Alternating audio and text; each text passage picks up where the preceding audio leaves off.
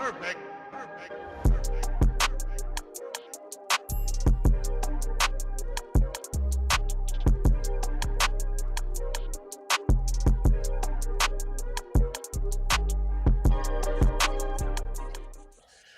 what's up, everybody? It is Beyond the Surface on the X-Rated Sports Network. It is Rick Kamla to my left, AM Pfeffer to my right, Dr. X, a.k.a. Dr. Phil McDonald, top radiologist in America, owner of a TBT team, the founder here of the X-Rated Sports Network, and the always hilarious and insightful Brandon Armstrong, a.k.a. B-Dot, is here. Dwight Walton is off today. He will be back, I think, with us on Friday. But, fellas, let's get it, man. Let's have some fun. Let's do it. How you doing, man? I'm ready. How you doing? Let's get it.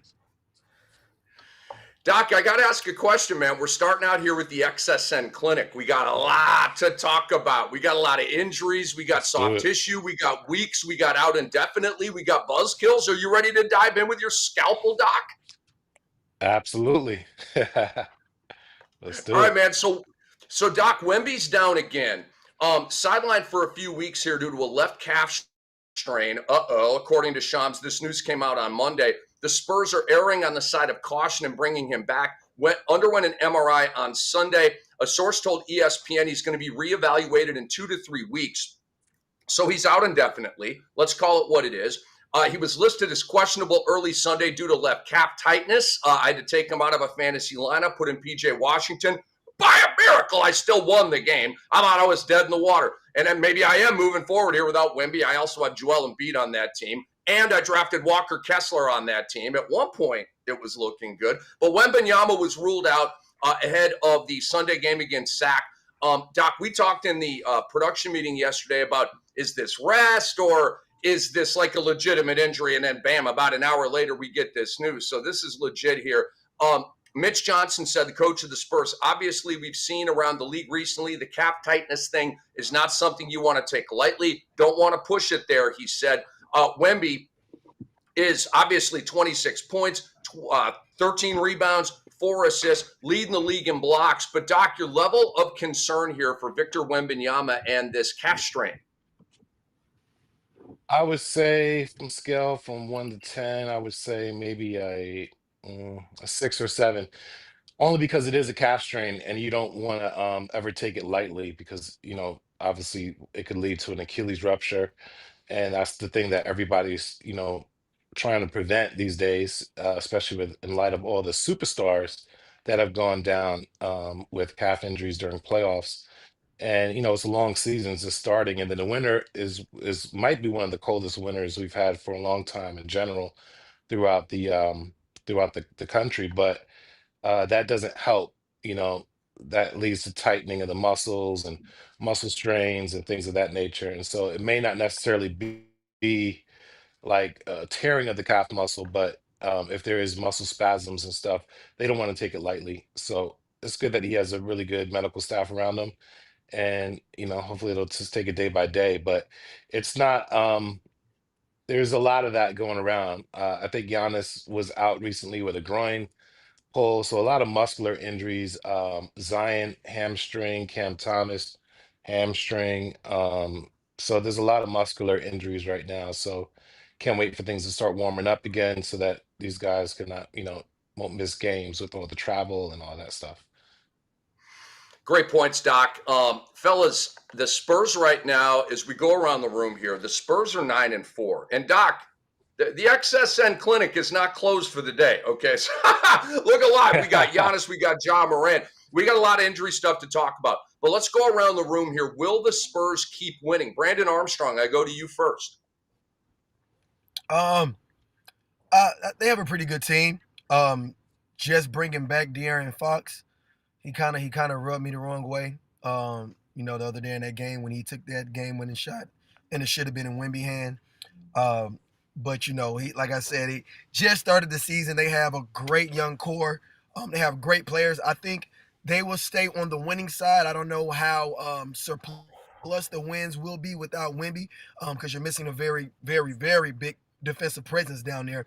But I believe in their coaching staff. I believe in their players, and I think they'll stay even keel while Wemby is out. It just depends on how De'Aaron Fox meshes with this core that they have, with Stephen Castle, Vassell, Keldon Johnson coming off the bench. What they just got Shohan back also too, so that helps majorly. So like I said, I think they'll stay even kill with Wemby being sidelined. Nothing AM, crazy, how about nothing you? special. Yeah. I hear Yeah, you. look, Do they crater here? What's up, AM? Yeah, no, I don't know about cratering, and I'm with you, B-Dot. 500 is kind of where they should hope to be without Wembanyama. But like Doc said, he's a 6 on the concern level. I'm feverish with concern when it comes to Wemby. It might just be the studio lights coming down on me. I'm not sure. But I'm feeling it today. Like, this is more of a 9 or 10 anytime Wemby is out. He is the guy. He is the one you want to know is on the court feeling good and making the Spurs relevant again. I don't know. Without him, and I get it, Sohan's back. Darren Fox is healthy again, and he can run the team certainly. And we talked a lot about him in the last episode, but still, without him, I think 500 ball is kind of best they hope for. I don't expect them to keep actually winning and surging up the ladder. No, not without Wemby.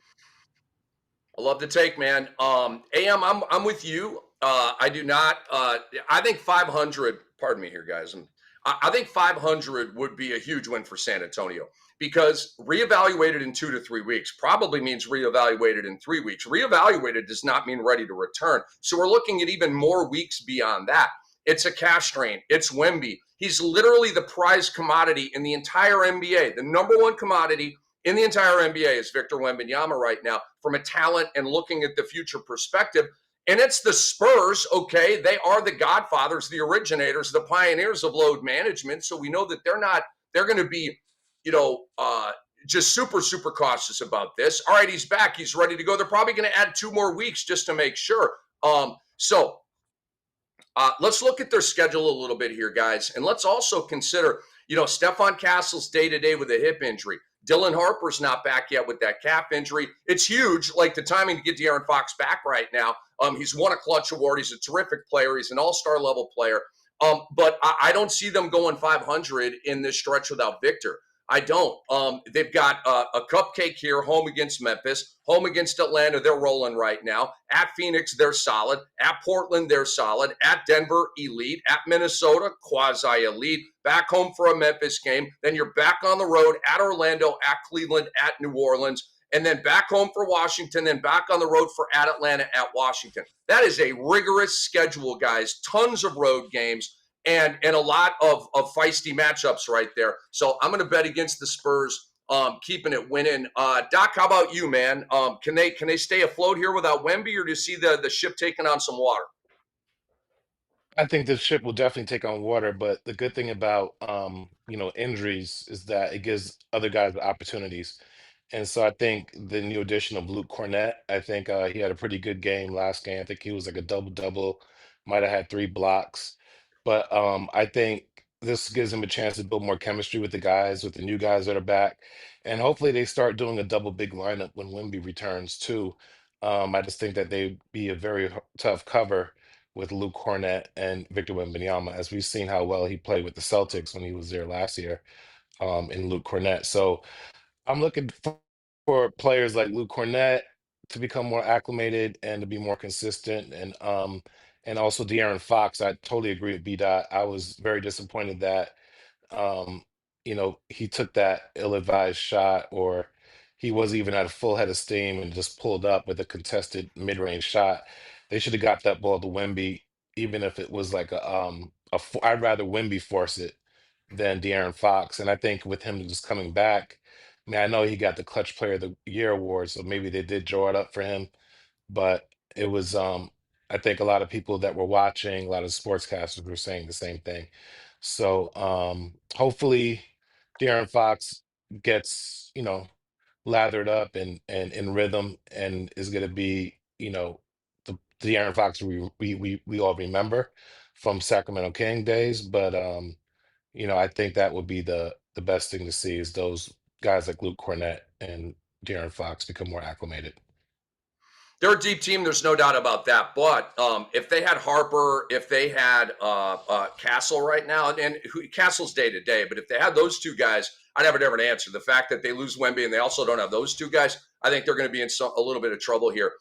Doc, we're still in the XSN clinic here. It's Beyond the Surface on the X-Rated Sports Network. Giannis Antetokounmpo left the second quarter last night in their loss to the Cavaliers. Boy, Sam Merrill had an out-of-body experience in the second half last night. 118-106, left groin strain, which you alluded to a moment ago. He's going to undergo an MRI today. Jason Arambula, Joseph Richardson, Kai Richardson are behind the glass as our producer and technical director. Guys, if we get any breaking news, obviously let us know, because we may get some results here on Giannis while we're on the air. But Doc Rivers said after the game, didn't look great. I can tell you that. We'll know more tomorrow. Doc is sometimes and I love it, but he's a little bit too honest with it. Most coaches just say, I don't know, I haven't talked to the trainers, we'll know more tomorrow, and they move on. Like Doc to say it didn't look great, that's something right there, and obviously not encouraging. Rivers said Giannis began favoring his groin in the first quarter, grabbed his left groin multiple times. With 3:01 remaining in the second, Giannis hobbled up the court on defense before committing a foul and went to the bench. He was ruled out at halftime. Doc said he grabbed it in the first quarter, and I asked him, and he said it was fine. Then I think he grabbed it again. He said it was fine. Then the third time is when it happened, but I think it happened earlier in my opinion. And obviously, Doc, Giannis is going 32, 11, and 7 in the first 12 games. Many think he's the MVP, and he's certainly in the running. And check this out, Doc. One last goodie for you here. So without Dame, right, and without, they have Ryan Rollins, but Giannis's usage rate is 36.4%, second in the NBA entering Monday, and Giannis's highest usage rate since 22-23. So, Doc, your level of concern for Giannis here? Very low. As I said previously, I forgot who had a groin pull most recently. I'm not sure which sport it was, but in general, rule of thumb is great. They're usually grade 1 strains. So whenever you have a groin strain, it may be very painful. It may look like the guy's, pretty much inhibited from playing how he normally plays, but you can recover from those quicker than like the hamstring and the calf strains. The thing about the calf strains is that although it's not as long as a hamstring, but it could mean that there's, a Achilles tear coming down the pike, as B Dot also experienced in real life. So B Dot would know about that too, which I'll ask him in a second. But in terms of the groin strains, yeah, those are usually grade 1s. They're usually not they don't light up too crazy on MRI. So I think he should be back. I think a good indicator is if they're going to be traveling on the road. If he doesn't go with them, that would likely mean that it's probably really bad. But if he does, then I would say that he'll likely be back by next week, the latest. All right, so let's go. B Dot, real quick. Yeah. B Dot, do you remember any pain in your calf leading up to your Achilles tear, or it was just out the No. blue? It was out the blue, but I was experienced soreness in my Achilles, but that was probably over for like the past 2-3 years. Like I'm just thinking maybe I need to get some PT done on it. Not realizing that I needed just to stretch it out more, get more physical therapy, and actually just put more work into it. So now knowing that, ever since I tore it last June, I'm OD about getting as many stretches, as many warm-up drills, getting that Achilles moving, getting that calf muscle moving, and activated as much as I can now knowing that. I wish I would have known before, but I'm just thinking like, okay, I play basketball a lot. That's the only reason why my Achilles sore. Was not thinking that, hey, it can potentially rupture, and that's what it did. First play of the game, didn't even get to stretch or anything. Just went out there and popped, locked, and dropped. Sheesh. Dang, was it one of those like you were planting and like trying to accelerate out of like a stop position, like maybe like we saw Halliburton in the finals? Was it that type of thing? Yep, similar to Halliburton and Jason Tatum. I was on the left side and I was going to the middle of the lane. So when I went to accelerate off of it, that's when it went down and popped. It was rough. But I got a whole new Achilles now. Whole new. That thing, I can stinky leg, I can heel toe, I can crip walk, I can do everything. So that's the one thing about Achilles. When you get a whole new one, it grows back. So I'm 100% confident. And I'm about 98%. It's like the liver; it grows back. I love that. That's good. That's funny. You're all regenerated like Wolverine, B Dot. I love this stuff, man. I love this stuff. I'm trying to get the beard. I'm trying to get it. Okay. You'll get it, man. You'll get it. You'll get it. Keep growing, man. Keep growing. All right, let's go around the room here. AMU first. Can the Bucks survive without Giannis? Right now they're 8-7, hovering around that 500 mark. Can they survive without Giannis, who apparently is going to miss some time here? No, I don't see it. They weren't surviving with Giannis. They lost 5 of their last 8 games, and the two of those 3 wins that they had were against the Hornets and the Mavericks. So they weren't exactly lighting the world on fire in the last couple of weeks anyway. You know what, though? I'm going to say this. Apologies to everybody inside in the Wisconsin area, but I want Giannis off that team. I want this whole process sped up. And if this helps, then let's see it. He is not coming back to you guys after next year. The extension, I just don't see it happening. Let's get him out of Milwaukee at this point. The championship was won. It's time to move on. Make the trade before February. Let's see somebody else with Giannis on the top 5 player in the NBA. And he is, unfortunately, our viewing experience is being wasted with him on the Bucks in a middling team that's somewhere between 40 to 45 wins and a first-round exit. Let's go already. I'm with you, Am. Yep. I'm with you. To the Knicks. Yeah,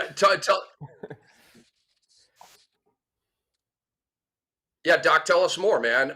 So do you think the Bucks can survive here without Giannis? If they can survive, no, I mean I agree with AM. They weren't doing well with him on the court. Miles Turner has been underachieving as well. He's had some good moments here and there, but I don't even think he played well against against the Pacers when he got back home. So that revenge game didn't go well either. I think Giannis is taking the right approach. He's trying to be a warrior. He's trying to war through things, but he's also missed another game before that. I think he missed the Charlotte Hornets game last week. So he's been missing games, and apparently he has some knee issues as well. I'm not sure if they're just being cautious and just trying to load manage that, but that's something to look into later as to if that will be something that will lead to another injury of his towards the off season. So I'm kind of with AM. I hope that whatever is happening right now gets worked out before the beginning of next season, and that maybe he's even traded. But yeah, sorry to the Milwaukee fans, but yeah, I don't think he'll be back. I think he was very specific with how he said 6 to 7 months from now we'll know, and if you count out, that leads you right into like April at about that time. So yeah. Are you trading Cat for Giannis right now? Um, that's a great question. You asked me that last 2 weeks ago, I would say yes. If you asked me that last year after we won against the Celtics, I would say no. At this point, I would just say no. I wouldn't trade him. If there's a possibility that we know he wants to come to the Knicks, yeah, he wants to come to the Knicks, then we'll just wait it out. We'll just wait him out, and it'll be really the Bucks that will be the losers if they let him go for nothing, or if they rent him to a team that will only get him for a year, and then he's going to sign with New York anyway. So yeah, I mean, the only team I could see renting him and knowing that he won't be back would be the Golden State Warriors, because I think they can convince him to stay, and they could probably win with him if they get him right away. Very interesting, Doc. Let me give you my answer here. No, the Bucks cannot survive without Giannis Antetokounmpo. 32, 11, and 7. There's only one guy going 32, 11, and 7. Maybe 2 with Jokic, right? But Jokic isn't quite that high with the points. Obviously, he's higher in the assists. Yeah, like I did a study recently, I don't know, a year or so ago, in terms of the 31 and the 12 and the 6 or the 7, and it's Giannis and Wilt in terms of like stretches of seasons and careers where guys did that, right? Like Giannis, freaking amazing. We all know that. Guys, let me take you to the box score last night against Cleveland. You might want to grab a barf bag. Okay, this is what's left of the Bucks. AJ Green, solid 3-point shooter, but he's AJ Green. Ryan Rollins having a breakout year. He's in the running for most improved. It's all good there. Kyle Kuzma has started to get it going a little bit, but last night 4 of 12. Off the bench, you're coming with Gary Trent. Solid, but doesn't super excite me. Bobby Portis used to kind of get me geeked, but Doc Rivers doesn't like him, okay? And his playing time is dipped and his production is dipped because Doc just isn't really into the Bobby Portis thing. You have Cole Anthony, Jericho Sims, Gary Harris. I think I'll stop. I think I've made my point. Milwaukee's going to really, really struggle to win without Giannis Antetokounmpo. B-Dot, you want to put a cherry on top of this combo before we keep it moving? And I said about 3 weeks ago when one of the topics was, is Rollins enough to keep Antetokounmpo there on the Bucks? And I originally said no, not at all. No, they're not surviving without Giannis. I mean, looking at their schedule, their next 10 to 15 games, they got a couple winnable games in there. I mean, the only hard game, I want to say hard, you got Portland, you have Detroit, and you have Minnesota. But you have teams like, Philadelphia 76ers, the Miami Heat, the Knicks, Brooklyn, the Wizards, all those not great teams. But are they better than the Bucks? It's a toss-up, but without Giannis, the usage rate Giannis has, I don't see the Bucks surviving. I don't see Giannis staying. I don't even know if he will stay throughout the year. And like Doc said, seeing him on the Warriors, that would look pretty nice. But I know we're going to talk about this later. The Warriors may be looking at something with the Dallas Mavericks as they done threw AD on a trading block. So we could potentially see AD over there, but that's we're talking about Giannis now. So long story short, I see the Bucks probably winning 5 out of the next 12 games, if that. And that's pretty generous. Yeah, man, I hear you. All right, so we're still in the XSN clinic here. It is Beyond the Surface on the X-Rated Sports Network. Rick Kamla, Brandon Armstrong, AM Pfeffer, and the great Dr. X. Dr. X, Ja Morant, eye roll, is out indefinitely. No way! Yeah, way! The Grizzlies announced yesterday that Ja suffered a grade 1 right calf strain. Here we go again, Doc. First quarter of Saturday's loss to Cleveland. He will miss at least 2 weeks. Morant left the contest 7 points on 2 of 2. He sat out the previous game Wednesday due to a sore right ankle because, of course, Ja Morant is not highly motivated. Anyway, it's not a rant. I'll just play it straight here. The missed games frustrate. I'll leave it at that. Morant this year, career lows in minutes, 28.8, field goal percentage, 36. Ugh. 3-point field goal percentage, 17%, and rebounds at 3.5. He's also at a career high 3.8 turnovers per game. It has not gone well. All right. So, Doc, injured? This is kind of a strange question. Injured, or are the Grizzlies preserving trade value?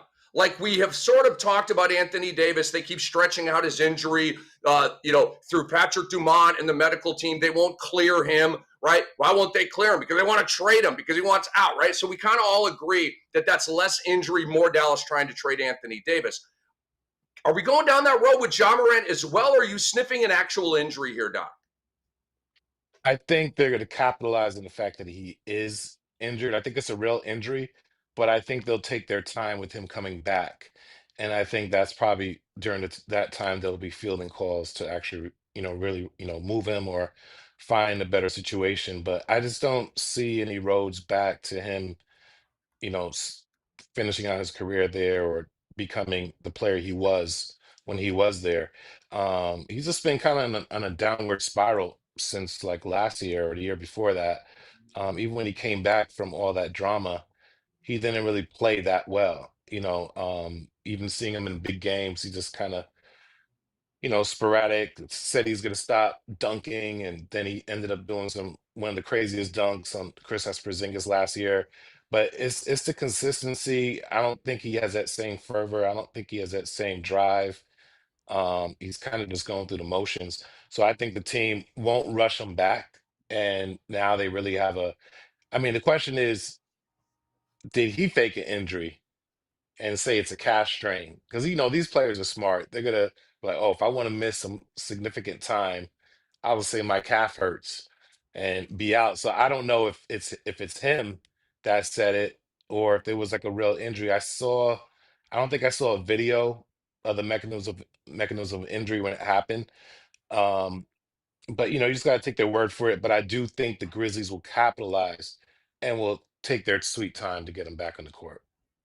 Doc, one more question. We'll go around the room. Do you feel like, would you say it's probable that Ja Morant has played his final game for Memphis? That's a great question. I would say if we were in like January, I would say yes, because the trade deadline is coming up. I mean, I know they don't necessarily like to trade players when they're injured, but it's not like he tore his Achilles or something like that. It's more of a calf strain. I would say I would say no, he hasn't played his last game. I think they're gonna throw him out there without him knowing. Um, well, that would be reckless too, but I don't, yeah, it's possible. And the only reason I'm saying is that people know you don't have to audition. Like John Morant doesn't need to audition anymore. You kind of saw everything he can offer, everything he can do for you as a player. So I don't think they would risk him getting injured again and audition him for another team. I think people got to know what they're getting at this point. AM, has Ja Morant played his final game for the Grizzlies? No, I don't think it's his final game, but it should be. I mean, we talked about this already. Sacramento, hurry up, let's get this done. It's gonna, Yeah. it's probably gonna behoove both sides. I'd like to rant a little bit about Ja Morant, man.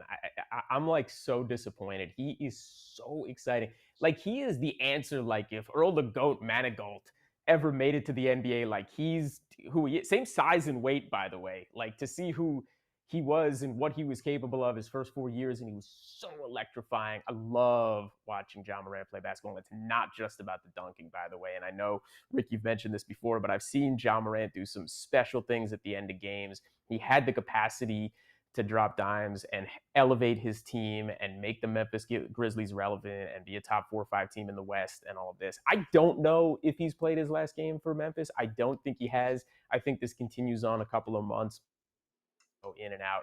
He is another candidate who needs to be traded by the deadline. Bring him to Northern California. B. Dot, has he played his last game for Memphis? Nah, I don't think so. Just because if the injury is serious, they would him himself and his team would want him to get back on the court, get into a little flow. Of course, I don't think he's standing in Memphis. That Sacramento take, that's pretty interesting. That's Ja lighting the beam. If you get that joyness back, oh man, that'd be really exciting. It just depends on if that's some place he would enjoy going and want to play. But to answer your question, I don't think, not at all. It's not his last time we're seeing Ja play. I believe it's his last game in Memphis. The falling out with Coach Isolo, and if you bring Ja Morant, like always gets hurt. So if you're the team and okay, we make it through these injuries and then we bring him back and doing something else goes wrong. Like I don't think as the Memphis Grizzlies you can take the chance to have Ja Morant lose more value. Okay, every day like percentage points drop off of Ja Morant's value. The Grizzlies are not getting dollar for Ja Morant, which leads us to this: is Ja Morant a franchise player? Ja Morant's not a franchise player. If the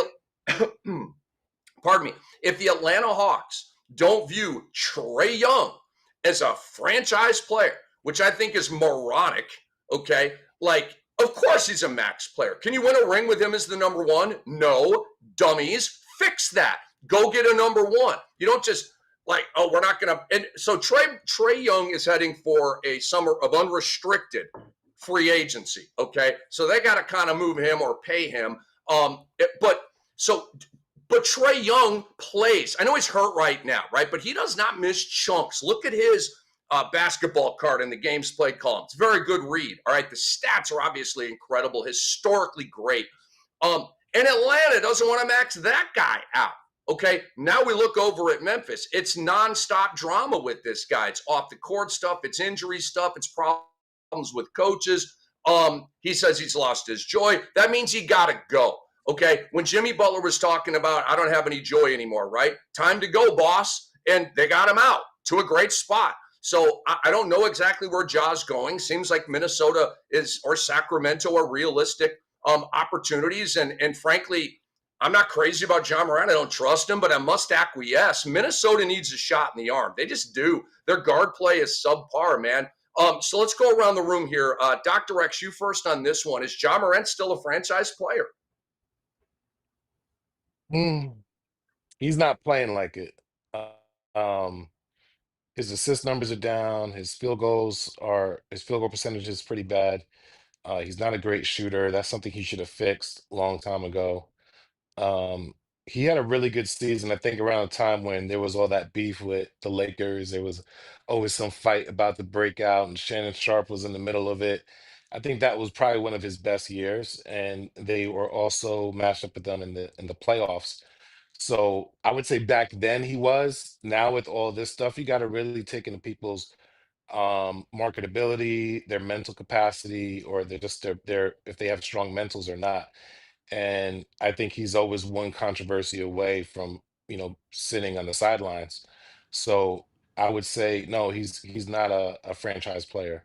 Now, if you're a team that's looking to make a jump, like for instance, as Ann was saying, Sacramento, he's a franchise player for that organization because he's going to put butts in the seats, and he will likely put butts in the seats wherever he goes.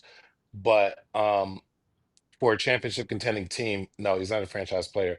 He could put a team over the top, but he's not. It has to be the right fit. So fit and culture is very important. Um, the city is very important. I mean, he found ways to get in trouble in Memphis, so that technically means any city he's at risk.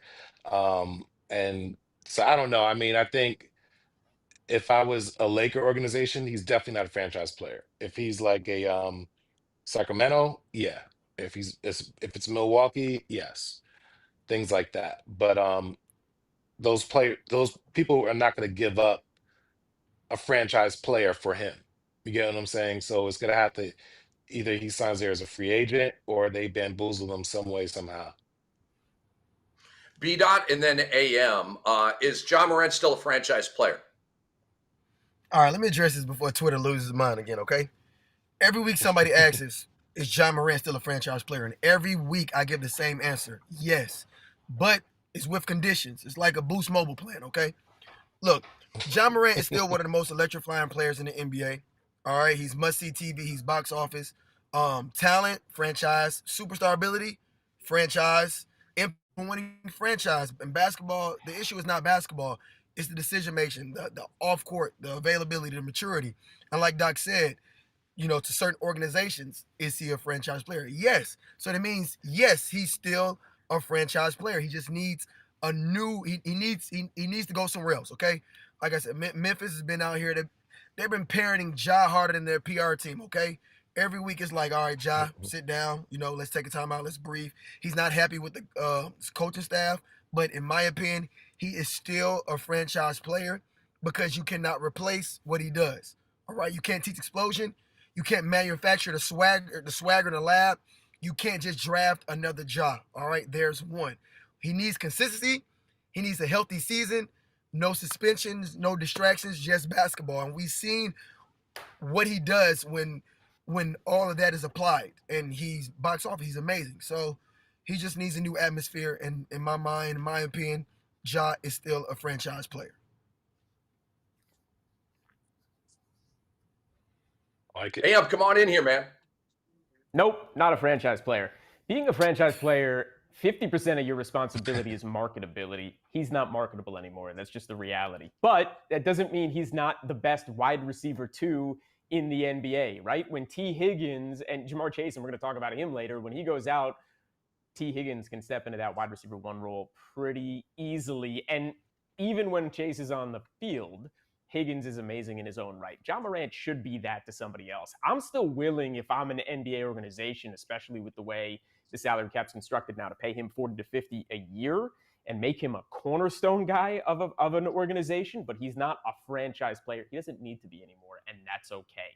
So if you paired him with somebody else and he did find quote unquote joy in his game again, and he comes back and it's exciting and he's in the right place and the right opportunity for another 4 to 6 years, that team can win 50 plus wherever he goes. He's that good, but there's a lot to happen to get all the way back there. Franchise player, not anymore. You guys have taken me from a firm no to a state of confusion with all of your outstanding takes here on Beyond the Surface on the X-Rated Sports Network. All right, let's break this down. Doc and B-Dot, I love the contextualization of teams at the top. Heck no. Charlotte, Milwaukee, small market teams, right? Yes. But here's my hiccup with that. If I'm Charlotte, if I'm Milwaukee, if I'm, Indiana, insert small market team here. If I'm one of those teams, yeah, Ja would be attractive. I could sell him to my market because a lot of people are gullible, right? They don't know the news like we do. They don't follow all the injuries like we do. And they just know Ja Morant is the guy dunking on people, right? And that's fine. That's totally cool. But I can't max you out. So to me, that's a franchise player. A franchise player is a max player. I don't care what team I am. I don't care what small app. If I'm in the 30th market out of the NBA's 30 teams, I can't max out Ja Morant. I can't. I won't. Like, that's not good business. The guy has given us 13 examples of unreliability. So why would I max him out, especially like 3, 4, 5 years out? I can't do that. So like I said, you guys have me in a state of confusion a little bit, but the bottom line is I cannot max Ja Morant out. I would do business with Ja Morant. For example, the Josh Giddey contract with the Chicago Bulls.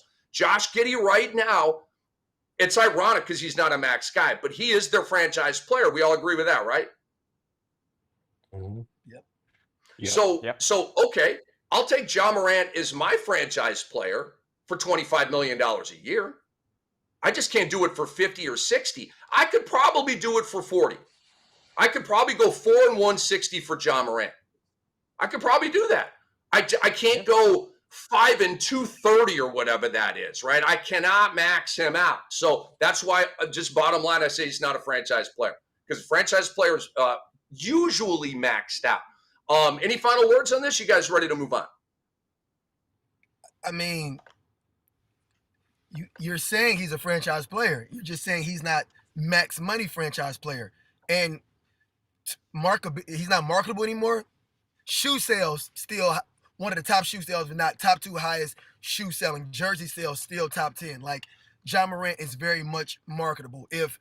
Of course he does. Of course Anthony Edwards doesn't have the off-court problems he has, but Anthony Edwards child support, paying $1 million, having babies by different women, cursing on different ads, and he's the most marketable player in the NBA. His Adidas ads and Adidas commercials are off the charts. So his marketability is still there, in my opinion. And like you said, is he a franchise player? Yes, but to a certain extent. Like you said, we're not going $200 million. So that's just my take. I like to go for my guys. With conditions, understandable. Yeah, the Boost Mobile conditions. Bottom line here, quick answers, and then let's move on. I'm not maxing out Ja Morant. It sounds like B-Dot is not maxing out Ja Morant, and I like what he said. He's a franchise player, but not a max franchise player. I can rock with that. I can totally rock with that. Is Doc and then AM, would you max out Ja Morant? If I'm the Sacramento Kings, yes, I would, because I know in the right situation he has the right talent. You just got to get the coach. So I would, if I was the Sacramento Kings, I would find a way to make him my max player. Yeah, hell no. AM, hell no. There's 8 guys in the league that are max players, right? Again, he's wide receiver too, and there's no shame in that at this point. $40 to $50 million. And B-Dot, I hear what you're saying in terms of marketability of shoe sales or what you might be able to do in a subculture. But as far as the face of a franchise, your franchise player, there is question at the top, from the ownership to the general management to everybody underneath, who has to look at each other in that building and say, can we put Ja Morant and his massive banner on our arena and put butts in the seat and feel good about it in what he's doing off the court, what he's doing on the court, his availability, if he's healthy or not, his engagement, whether he has joy for the game or not there. I absolutely would pay him $40 to $50 million. You heard me say that, Cam, but he's not franchise. He's not max. Riveting conversation, guys. Absolutely love it. Well done and well played. We are the X-Rated Sports Network. Our show is Beyond the Surface. Guys, please subscribe to our YouTube channel. We'd really appreciate that. We're in the XSN clinic right now. We encourage you to check out Dr. Nav's work, Dr. Phil's work, obviously, and subscribe to us, man. Our stuff, as you can see, is the bomb. So we're still, Doc, in the XSN clinic. Okay, it's injuries galore here. Paul George returns. Oh, we go from a spicy Ja Morant debate to what's going to eventually be a spicy Paul George debate. Paul George said he felt good after coming back last night. It was what a game, right? Philadelphia gets the 110-108 victory over the Clippers. James Harden got fouled at the end of the game, and they did not call it. Got the rebound, had another shot for three, missed them both. But I'm not mad at James. I'm not playing the playoff, let down card here. He literally was fouled. Even Ala Abdelnaby on the Sixers side was like, we got away with one there, and they most certainly did. Ala's my guy, by the way. So George had surgery on his left knee in July. 9 points and 7 boards in 20 minutes last night. Played in roughly 5-minute stints, Doc, to start all 4 quarters. He was on the bench for the final minutes due to the minutes restriction. He said afterwards it felt great. Felt great to finally play basketball again. Been like 8 months since I played, so it was a long journey, a lot of ups and downs, a lot of hiccups, but it felt good to finally get out there, and I felt good. He said rusty, but I felt good. First game since March 4th, Doc, and played only 41 games last year, the first of a 4-year, $212 million max contract. He's in year 2 of that right now, and last season went 16.4 points per game, and obviously was not very good, and really wasn't a great fit, I thought, with Maxey and Embiid when all 3 of those guys were healthy. So, Doc, we're in the XSN clinic. How much does PG have left? Just talk to me big picture about the anatomy of Paul George. What's your take? Well, Paul's first, I would say, big injury was that, Team USA one. I'm sure you probably were close by. And when the stanchion system was a little too close than it should normally be, and he, broke his tibia, and it was a open fracture, meaning the bone was out of the skin. And then I think most recently he had it's a cleanup job, like an arthroscopic surgery of the knee. Is that what he had, Rick? Because I just stopped paying attention to Paul George's injuries. It's like wake me up when he's back in the court. But I think he had something with the meniscus. Am I correct? Or he had some injection in his knee He to take did down the have inflammation. He did have, Yeah, Doc, a let's see here. Last year, what is the ESPN details here? He received injections in both his left adductor muscle and left knee. It does not say, I mean, we would know if it was a torn ACL, right? So it's probably some yeah, ligament yeah. damage or a meniscus, but I'm not exactly sure, Doc. Yeah, usually when you get those injections, you're trying to get the new cells in there, the stem cells, and you're either taking your own blood or you're injecting something like a PRP injections just to kind of grow back the cartilage or bring down the inflammation down and things of that nature. So I'm glad it wasn't a meniscal repair would have had him out way longer, or if they even shaved off the meniscus. I don't think it's anything like that. I think this was more of decreasing the inflammation and just making his joint more fluid. Um, I think for fantasy purposes, yes, it'll be annoying to have Paul George going forward. He'll likely miss back-to-backs. He'll likely, miss games that aren't important or where they think they can win without him. If the team is doing well towards the end of the season, they're likely going to sit him leading into the playoffs. So in terms of fantasy, I wouldn't, play around with that unless you had an injured reserve spot in the league, because it's just going to be too much. You're just going to be missing too many stats. But what was encouraging about his stat line, I think did he have 3 blocks or was it 3 steals? What did he have in that first game back? I think it was like the I only the can't. only thing I noticed is that he had a very bad shooting percentage. It was like 2 of 9, and that's That's right. expected. So Yeah, but I think his defensive stats said a lot more. That he's still dialed in and that he could still be useful on the court.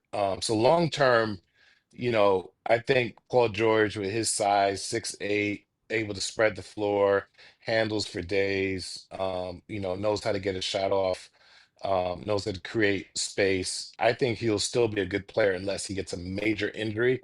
I just don't know if mentally he has that drive to want to be on the floor. It just seems like whenever you ask him, these type of questions, even back in the bubble days, it's just very lackluster, just, more concerned about the podcast than being on the floor. Like I don't think he's gonna fight through injuries and play hurt.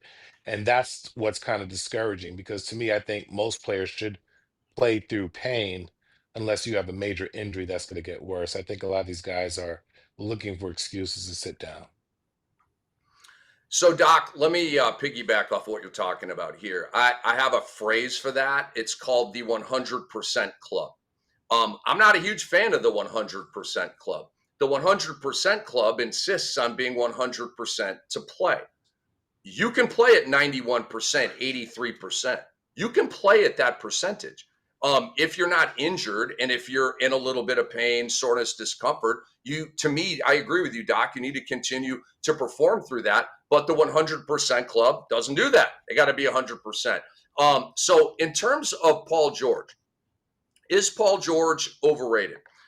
For me, it's a big yes. And I've been waiting to have this debate with you guys for a while. He needed to return, of course, for us to get into this. To me, it's a big yes. At this point, like back in the day, not so much. At this point, yes. And he's going to go to the Hall of Fame one day. All right, I do have appreciation for him. But right now, it's all hype, no delivery. All-stars. He's got all-stars, but he's never sniffed a ring. Young players look up to him. But to me, he's not a sizzle player. He doesn't win anything big, comes up small in big playoff games. He's seemingly always hurt. And I need hoopers to tell me what I'm missing in Paul George. Because, Doc, I agree. He's slick. He's got handles. He lights up the box score when he gets the minutes and he's activated. I mean, he's historically been a great fantasy player. But here's the games played, guys. 41, 74, 56, 31, 54, 48. Yikes. Okay. And then you go back to OKC that year that he was third in MVP, played 77 games, and he had good attendance going back. But guys, we've had 6 straight years, including now it's 7, of bad attendance for Paul George. 6+ years of bad attendance? I mean, come on, man. So, B-Dot, I go to you first. Am I missing something here? Or do you agree that Paul George is overrated at this point? Okay, listen. I don't think Paul George is not overrated, okay? He's over expected. So there's a difference, all right? Every time PG step on the court, people expect that 2019 MVP level PG-13, like it's supposed to happen on command. And when it doesn't, boom, internet is going crazy. He's overrated. No, he's just human, okay? With the Wi-Fi connection that just drops in the playoffs sometimes, all right? But let's be clear. Skill for skill, PG is still a top-tier wing, okay? 6'8", shoot from anywhere, elite handle, elite defense, smoothest bag since TSA, all right? This guy's talent just don't grow on trees, all right? The real problem is availability, all right? If PG plays 70-plus games every year, we wouldn't be having this conversation. He'd be in MVP talks. But no, Paul George isn't overrated. He's just graded like a final exam, even when only half of the class is turned in their homework.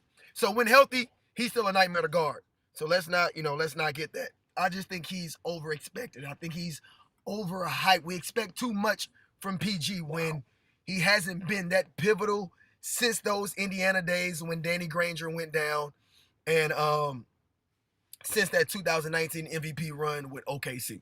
So I don't think he's overrated. Like I said, I think he's just over. We expect too much from him. I think PG is where he needs to be. Let's stop expecting him to be a Tracy McGrady-like, Kawhi Leonard-like player. When need be, that's just not him. He's just smooth PG. He's not a franchise player, Am.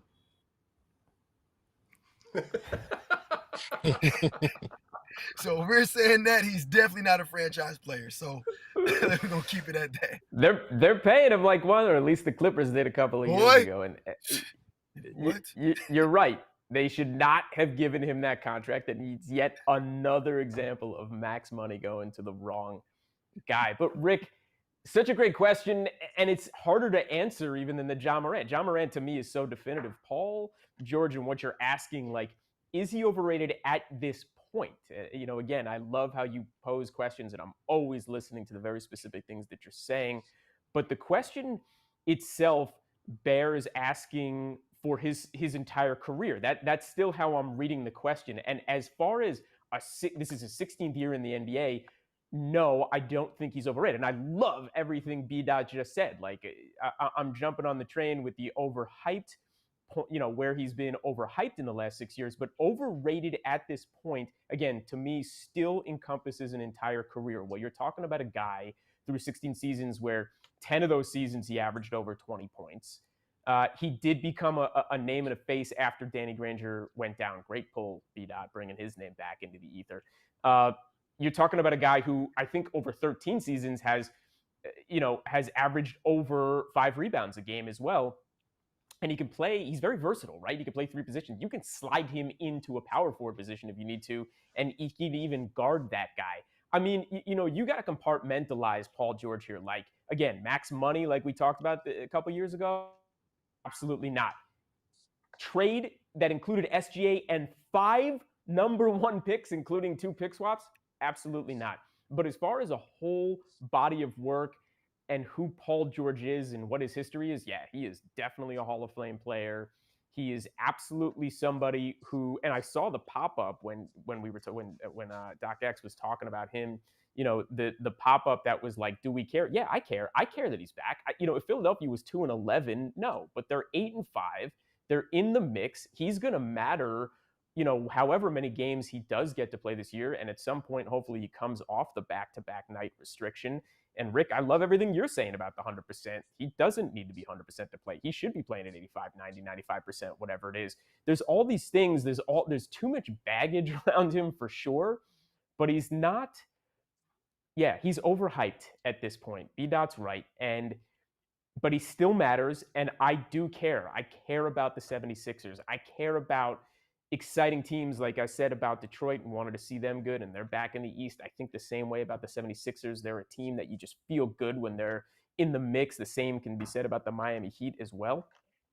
But, as far as his entire history is concerned, and I know I've been talking a little long here, but it's a lot to think about.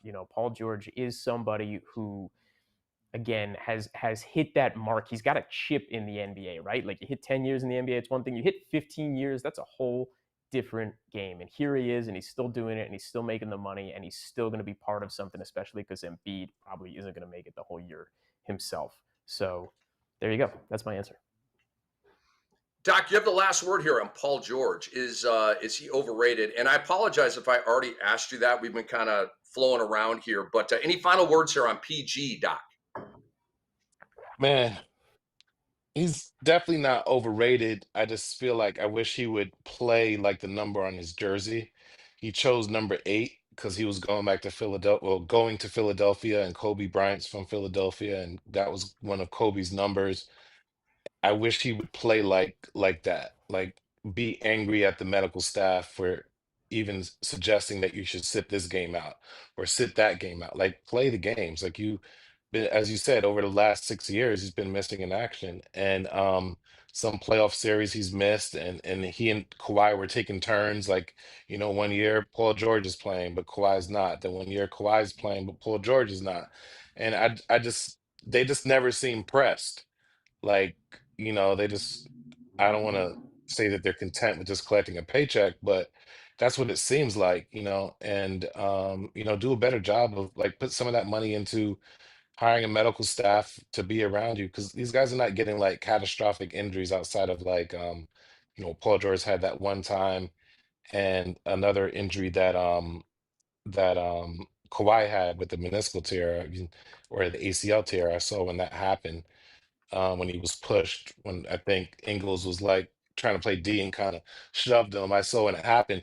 But outside of that, this seems like it's like maintenance, like work that out during, the, off season. I just don't feel like there's enough of that going on. It seems like they're taking the season to recover, and the playoffs is always up in the air. So I just want Paul George to play like number 8 in Kobe Bryant, and unless your leg is broken, you should be out there. I don't want to hear nothing about no shoulder.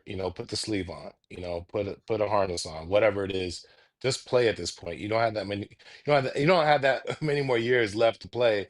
And truth be told, as I said, with his skill set, he's better playing 60% than a lot of the other players that we see in our league. Just for the sheer fact that he can play defense, and he can, and his size and his touch. So I think he needs to value that and just play through the pain. Get an injection or something. I mean, I love it. Let's go. Let's rub some dirt on it and play. Okay. By the way, I have 2 Kobe jerseys in the mail. At some point, they'll be here. I buy my jerseys off eBay. By the way, that's where to go. Great deals on like hardwood classic jerseys out there. I have a purple 8 and a gold 24. Doc, I went 8 and 24. Okay, that's how big of a Kobe guy I am. I do collect. I don't collect shoes, but I collect jerseys, and I'm in Florida, so that I wear them around here. Sun's out, guns out. But Paul George for his career, guys, 18,706 points. All right, so this year he'll pass 19,000. Probably won't get to 20K. Next year he's probably going to click 20K on the odometer. That to me triggers you as a possible Hall of Famer. We do have 20,000 guys that are not Hall of Famers. By the way, Joe Johnson, it's a travesty. He's got 8 All-Stars and 20,000 points. Could we get Joe Johnson to the freaking Hall of Fame? Stat. Y'all are disrespecting that man. Maybe he hasn't been out of the game long enough, but I think he's been out for 4 years or more. Anyway, side note there on, I love Joe Cool. Absolutely love Joe Johnson. And just lastly here on Paul George, career numbers, they're fantastic, right? 26 and 4, 1.7 steals, 38% from 3, 85 from the line. Great conversation there, guys. Let's move on to some tough stuff here. Willie Green got let go by the New Orleans Pelicans, and obviously they've got a new boss in Joe Dumars, but it was a 2-10 start. Green was doomed by a miserable 0-6 start, right? Zion Williamson's played eye roll, 5 games due to a hamstring injury. By the way, ESPN writes, an ailment he has suffered in 4 straight seasons. Hello, there's something wrong here, but you're not fixing it, okay? The Pelicans were the first team in NBA history to lose 3 of their first 6 games by at least 30 points after allowing at least 120 points in 5 straight games to begin a season for the first time in franchise history. So James Borrego has taken over as the interim. There was a report here from ESPN's Ian Begley that Darvin Ham is going to be a part of the Pelican search. He's an assistant with Milwaukee right now, of course. Think about this, guys. Joe Dumars was the architect of the 2004 championship Pistons team. Darvin Ham was a bench player on that team. I remember seeing Darvin getting showered with champagne. I was in the locker room for that one after they won that championship, and that was back at the Palace of Auburn Hills. All right, story time is over. Around the room we go. You first. Was it fair to fire Willie Green? I'm thinking so. I just think that roster for New Orleans the past 4 or 5 years hasn't been a good roster. Not playing well together, and not putting the blame 100% on Willie Green, but he is the head coach and he's the person that's supposed to be leading these teams through these obstacles. So I think it's time for something new. In New Orleans, I'm a big Willie Green fan, especially when he played with the 76ers. That was my guy. I love him coming off that bench, doing what he did. He was a bucket getter, automatic bucket. But as a coach, I believe that he put his all. He put his all he could into that roster, into that job, and just didn't work out. So I think it's time for them to move on. I think it's time for him to move on to something new if he does get that chance even if it is a top, assistant coach somewhere to build that rep back up, and hopefully he gets another opportunity as a head coach. But yeah, I think the firing's validated. I think that Pelicans organization just needs to be blown up, and they need to do something new. I think everyone needs to be traded. They need to start from scratch, even though they're already terrible now. I think they just need to blow it all up. I like what Jeremiah Fears is doing. I love Queen. So I think they have players to build on and move on. I think I'm loving Murphy. So yeah, they just need something new. It needs a whole new refreshing. Let's go ahead and clear house, in my opinion. I hear you, B. Dot. I'm kind of looking out over the bow of the boat right here. Willie Green next year, top assistant to Steve Kerr. This year, Kerr and Willie was with Steve Kerr right before taking the Pelicans job. And I see him going back to Golden State because Jerry Stackhouse is an assistant right now in Golden State. I think that's a 1-year deal for Stack, and I think he'll get another bigger job, right? Terry Stotts is also there. He may be one and done. I don't know. Maybe he gets another job somewhere, but I could see Willie Green going back to that Golden State staff. All right, AM Pfeffer, we go to you now. Was it fair to fire Willie Green? Oh yeah, definitely fair to fire Willie Green. I think he started 1-12 last year, and obviously you talked about the historical figures this year and where that team was. This team was not a bottom 4, bottom 5 team expected when you're talking about the odds championship. So but they're playing even less than that. I mean, they might as well be 20,000-1 to have won a championship. These players are just too inconsistent, and defensively, there's nothing going on the court. Now, having said that, it doesn't mean Willie Green is a terrible coach. He's just in a bad situation, and good for Willie Green. And what I mean by that is he should get out of that situation. New Orleans is a sinking ship. Let's go back to who you were just talking about. You mentioned him a few times, Joe Dumars. I don't understand why New Orleans brought him in. He was questionable at best his last 6-8 years running the Detroit organization. He brought Troy Weaver with him down in New Orleans, who was also questionable at best as an executive up in Detroit. I'm not sure what's going on there. The Derek Queen, and look, we're all somewhat impressed with what he's done as a rookie. A lot of these rookies are doing well this year, so he's not bad, certainly. But trading away a first-round pick to have gotten him this past draft, what are we doing here? Okay? Look, Dumars will never, ever be off the hook for me for taking Darko. Actually, that's not fair. I think a lot of GMs would have otherwise taken Darko, but you passed on Melo, Bosch, and Wade to do it. It didn't make sense. He's living on this legacy of what he did the first 5 years he was in Detroit, and that they won the championship. I think he got there in 2000 or 2001, but man, his last 6 to 8 years there, some of the worst as an executive across the board, and he's not off to a good start. Good for you, Willie Green. You got out just in time. So Joe Dumars brought in Larry Brown, stroke of brilliance. LB was a great coach for that team. Brought in Rasheed Wallace, remember mid-season. He was the final piece that they needed. And you had, the mainstays with Chauncey Billups and Rip Hamilton, Tayshaun Prince, and Ben Wallace, of course. What a team. That team was fun. Remember, they just put you in a stranglehold, man. I mean, we scored 75 points against the 1985 Bears. I mean, that's what it was like. All right, let's move on here to Dr. X. Dr. X, fair to fire Willie Green? I think it was fair to fire him. One thing with these coaches though, when they get fired, they're still getting paid, you know. So I'm at least happy that he got his money and he got some experience as a head coach. He did have some good years where the Pelicans were always someone's dark horse to make some noise in the playoffs. I think their best year was when right before CJ McCollum was with the team. I think they were making some noise then. And then when CJ came, there was a lot the expectations went up, but then Ingram was injured most of the year. Then when Ingram came back, Zion was injured. So there was always something going on. And then I think this year now, I think Joe Dumars, the reason why I think he fired him was that he wants this team to be more of a hard-nosed defensive team. So you bringing up Darvin Ham is a great point because I believe that's the way they're going to go. But you have to have the personnel. I don't care what you're preaching to the players about playing hard-nosed defense. If you don't have the personnel and the talent to play defensively, you're not going to get it done.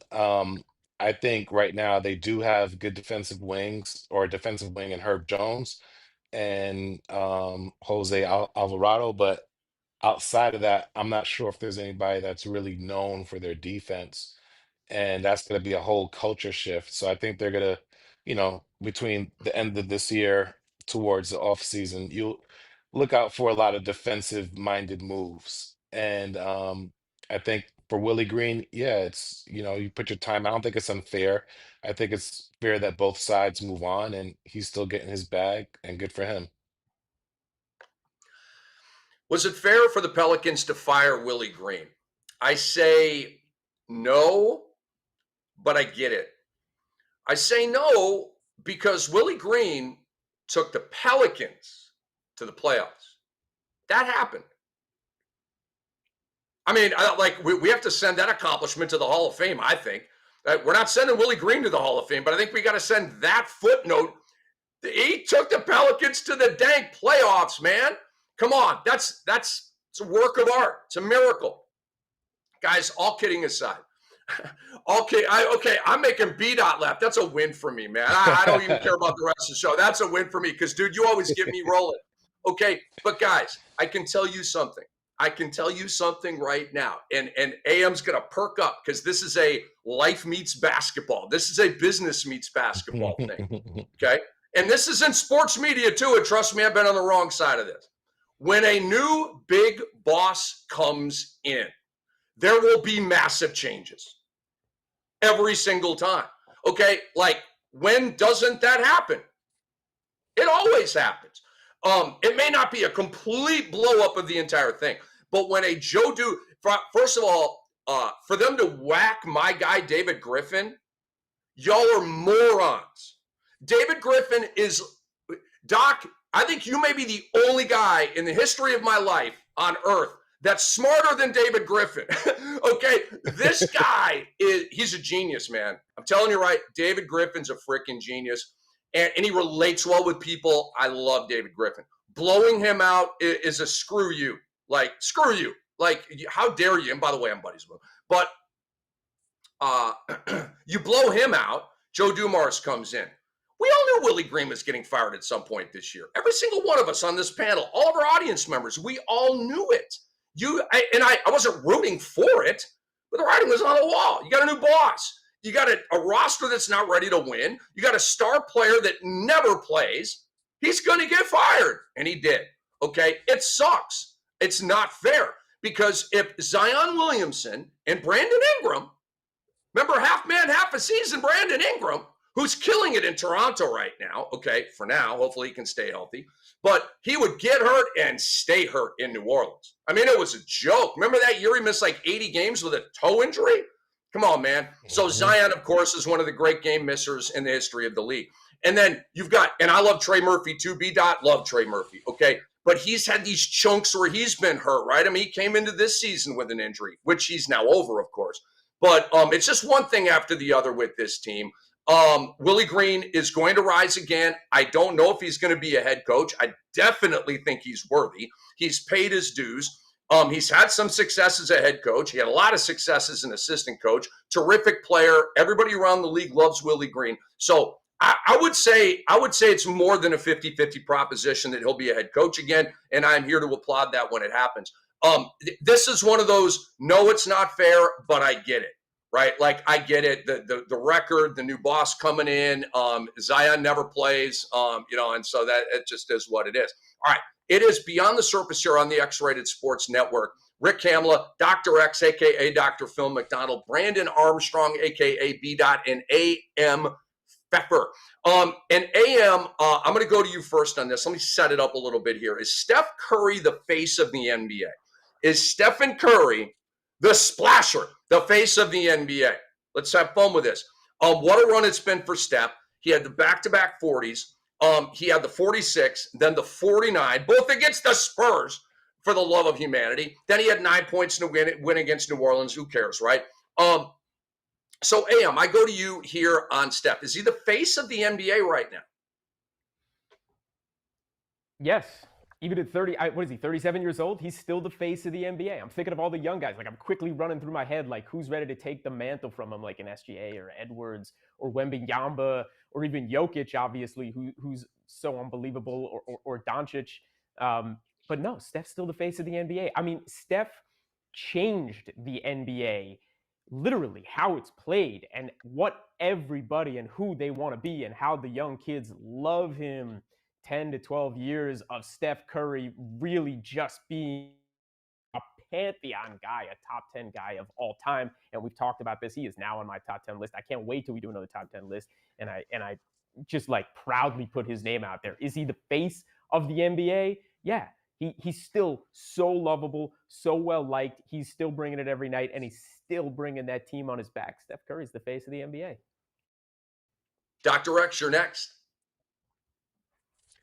Yeah, I think he's the face of the NBA. I think on the global stage, he also took that mantle pretty quickly in terms of just being able to rise to the occasion for one of the clutchest moments of international competition that we had against France in the medal game, and shooting over two of those players, not for one, just one clutch shot, but like several clutch shots in a span of, clutch minutes, the last 5 minutes of the game with LeBron and KD and Anthony Edwards on the floor and Wembanyama on the floor. He was the light that was shining the brightest amongst all those international stars. The other ones that didn't name, their teams weren't good enough to even be there, so it was really just Wemby, the alien, and Steph, who's otherworldly. And then you still had KD doing his thing, but he's KD, he's smooth shooter.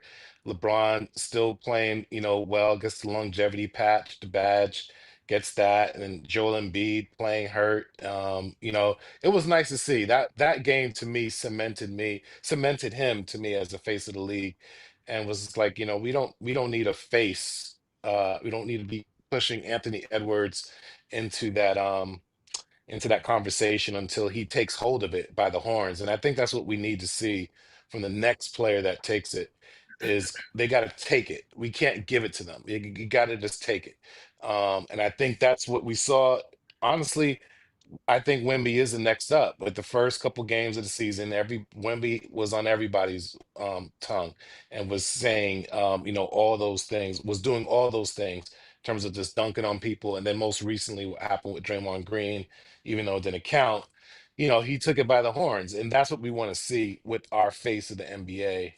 And I don't see that in Anthony Edwards. I see like Anthony Edwards, too cool for school, laughing it off, capitulating to former stars, which is good in a good way, just kind of like trying to get their advice. But he kind of seems like he's hasn't stepped into his own. I think he was one step away. I think if he had gotten to the finals that year that we all thought that they were going to, and over the Nuggets, he probably would have been that face. But I would say it's Steph right now. B. Dot. Let me make this very clear. Yes, Steph Curry is the face of the NBA so far this season. And it ain't even up for debate right now, okay? Well, like Am said, this man is 37 years old playing like Father Time, filed for early retirement, okay? He's pulling up from distances that need Google Maps, okay? He's carrying the Warriors. He's carrying the highlights, the entire conversation on his back like a DoorDash driver with the triple order, okay? Don't get me wrong, LeBron is still great. Giannis is still dominant. Jokic still playing like a basketball cyborg. Luka's putting up video game stats, but none of them are doing what Steph is doing right now, okay? He is the offense. He is the spacing, the identity. He's the reason coaches scream into clipboards, okay? Every night he gives you something you wake up to in a group chat like, hey, man, y'all see what this man's shooting from the parking lot, okay? So right now, this is Steph's league. Everybody else is just written the space. Simple as that. Steph is still the face. And he's a shoe free agent now. Like this is a storyline you could have not made up for Steph this year. All right. Oh, yeah. And I'm loving every minute of it. So is Steph the face? He's the face. He's the body. He's the legs, hips, shoulders, knees, touch your elbows, all that. Steph is the whole thing right now. Give it to us. Yo, Rick. Let's clip go that 4 and for put 4. it out as a Can it highlight, be man. this Clip way? that and put it out. Yeah, That was awesome. 100%. Rick, can we go 4 for 4? Can we get consensus? Is it the first Yes, time? we have consensus. We do. And I'm glad you went to the shoe deal, because we're gonna talk about that in a second. Because Steph being a shoe free agent is fascinating right now. He's the only face on the League Pass billboard. Guys, they don't have 5 faces. They got 1 face. It's kind of surprising. Usually they have like a montage of like, it'll be Tatum and Giannis and Luka and, like a collection of stars, right? LeBron pretty much has been obligatory on those like billboard shots, right? LeBron not there, Steph there, okay? The only guy. He's in a ton of commercials. I think that's really big to be the face of the NBA. You can't be the face of the NBA and we never see you on commercials. That doesn't compute. A'ja Wilson, clearly the face of the WNBA, also the best player, also might be the greatest of all time. She's in a million commercials, okay? It's got to be both. It's got to be stats, wins, accomplishments. Do we see you on TV? Are you super visible and all that kind of stuff, right? Caitlin Clark ain't the face of the WNBA. All right, let's just get that clear. It is A'ja Wilson. And if you think it's Caitlin Clark, we got to have some other conversations and get you smart about the dub, which we will, as the season rolls on. All right, is Nikola Jokic face of the NBA? No. Is it Wembey? Not yet. Is it SGA? Could be. He's in a lot of ads. I think he could become it, but he's not right now. Kevin Durant, not the face of the league. Jason Tatum, not the face of the league. Giannis, he's in a ton of ads, which is awesome, but not the face of the league. Jalen Brunson, Doc, not the face of the league. No. Face of your Knicks, but not the face of the league. Kate Cunningham is not the face of the league. John Morant, not the face of the league. Zion Williamson, not the face of the league. And those were 2 guys that maybe kind of sort of, no. LeBron James hadn't played yet. It's not the face of the league. He was, or maybe it was toggling between he and Steph, but LeBron, I think, is just not the face of the league right now. Curry, to me, is past Bron as the face of the league. Curry won a title more recently than LeBron James. I think that matters. LeBron's in a lot of ads, but Curry's in more. And I think more kids want to grow up to be like Steph than they want to grow up and be like LeBron. Because how many kids, no matter where it is in America or the world, say, you know what, I want to grow up and be 6'8", 260 pounds. Okay, I want to be the greatest, the second greatest basketball specimen in the history of the sport. I got to give Wilt number 1 on that in terms of just physical specimen. LeBron's number 2 on that list. I'm not talking about dominance. Shaq, I don't want you to get mad at me, right? I'm not talking dominance. I'm talking physical specimen. LeBron's number 2 for me. So anyway, yes, we have an accord there. Now let's move on to, I'm asking the question sarcastically, did Under Armour hold Steph back, right? And the departure is a little strange to me. And I saw the report that, like, this is in the best interests of both parties here, right? Just a little takeaway from the article I read. And I'm like, the hell it is? How in the heck is this in the best interest of Under Armour to lose Steph Curry? It might be in the best interest of Steph Curry to not be with Under Armour anymore, but you cannot convince me that Under Armour losing Steph Curry, I don't even know who else they have on their roster, okay? But I knew Steph Curry was an Under Armour guy. And no longer have him. To me, that's gigantic. It may crater the company. Am, I don't know business like you. I don't even know. Shoot, guys. I know 1/1,000,000th about business that AM Pfeffer does. But let's go around. So, Am, let's start with you first here, man. By the way, Steph said on his pregame Nikes, this was in advance of Friday's game where he wore, I think it was the Mambasita 6. B-Dot may be able to clear that up. But he had 49 points, okay? Sir. And he said, I'm a sneaker free agent, new beginnings. That was the quote by Steph put out by Anthony Slater. So, Am, you go first on this one, man. Yeah, no, you're right. I mean, I don't think it's going to credit the company, but they need to lick their wounds and go back and throw all their money and wait for the next year or 2 back into football and make their bones that way, because they've got to reassess how they're going to handle the NBA. Yes, absolutely. Losing Steph Curry is not good for both parties. It's good for Steph Curry. It ain't good for Under Armour. Rick, you couldn't be more right about this. So, B-Dot, clarify, was it the Mambasita 6 that Steph was wearing on Friday? And then talk to me about him being a sneaker free agent. Yes, definitely the Mambasita 6. He said he wanted to show, respect to Kobe. and him also being a girl dad in general. But fellas, ladies and gentlemen, sneakerheads of all ages, we're officially in DEFCON 30 footer, okay? Steph Curry is a free agent in the sneaker world. This is big. This is like Beyonce saying she's single again. The whole industry just stopped breathing. You feel me? Like Steph walked into warm-ups, like you said, with the Mambacitas on, the Nike Kobe's. You know what that is? That's the NBA version of posting a gym selfie after a breakup. That's that. That's that. I ain't with Under Armour no more, okay? But I'm back outside. Under Armour is somewhere in Baltimore crying into a Curry Flow 10 right now, all right? Now the question is, where should he sign? I don't know if we want to talk about that right now. Let's do it. Let's do it. All right, let's go. Nike makes the most sense, okay? They got the heritage, they got the Kobe legacy, they got the global push. Plus, Steph is pulling up in Kobe's. Like, look, y'all see what I'm wearing? You see this? Y'all better call me, okay? Now let's imagine the greatest shooter ever returns home. That's $1 billion energy right there. Like Jordan brand, yeah, we love Jordan, but let's be honest, Steph on some Jordans feel like putting a choir boy on Death Row Records, okay? It's just not the vibe. It don't match, all right? Reebok out here like, Steph, please, baby, please. We can rebrand. Steph ain't saving that. That's CPR for a brand that's not coming back to life. You got Anta, you got Leaning. China money is crazy. But Steph doesn't need the bag. He been got the bag, all right? He's not trying to do the meet and greets in Shanghai every August. So what I'm saying now is Steph needs to go to Nike. It's clean. It's iconic. It honors Kobe. It fits his style.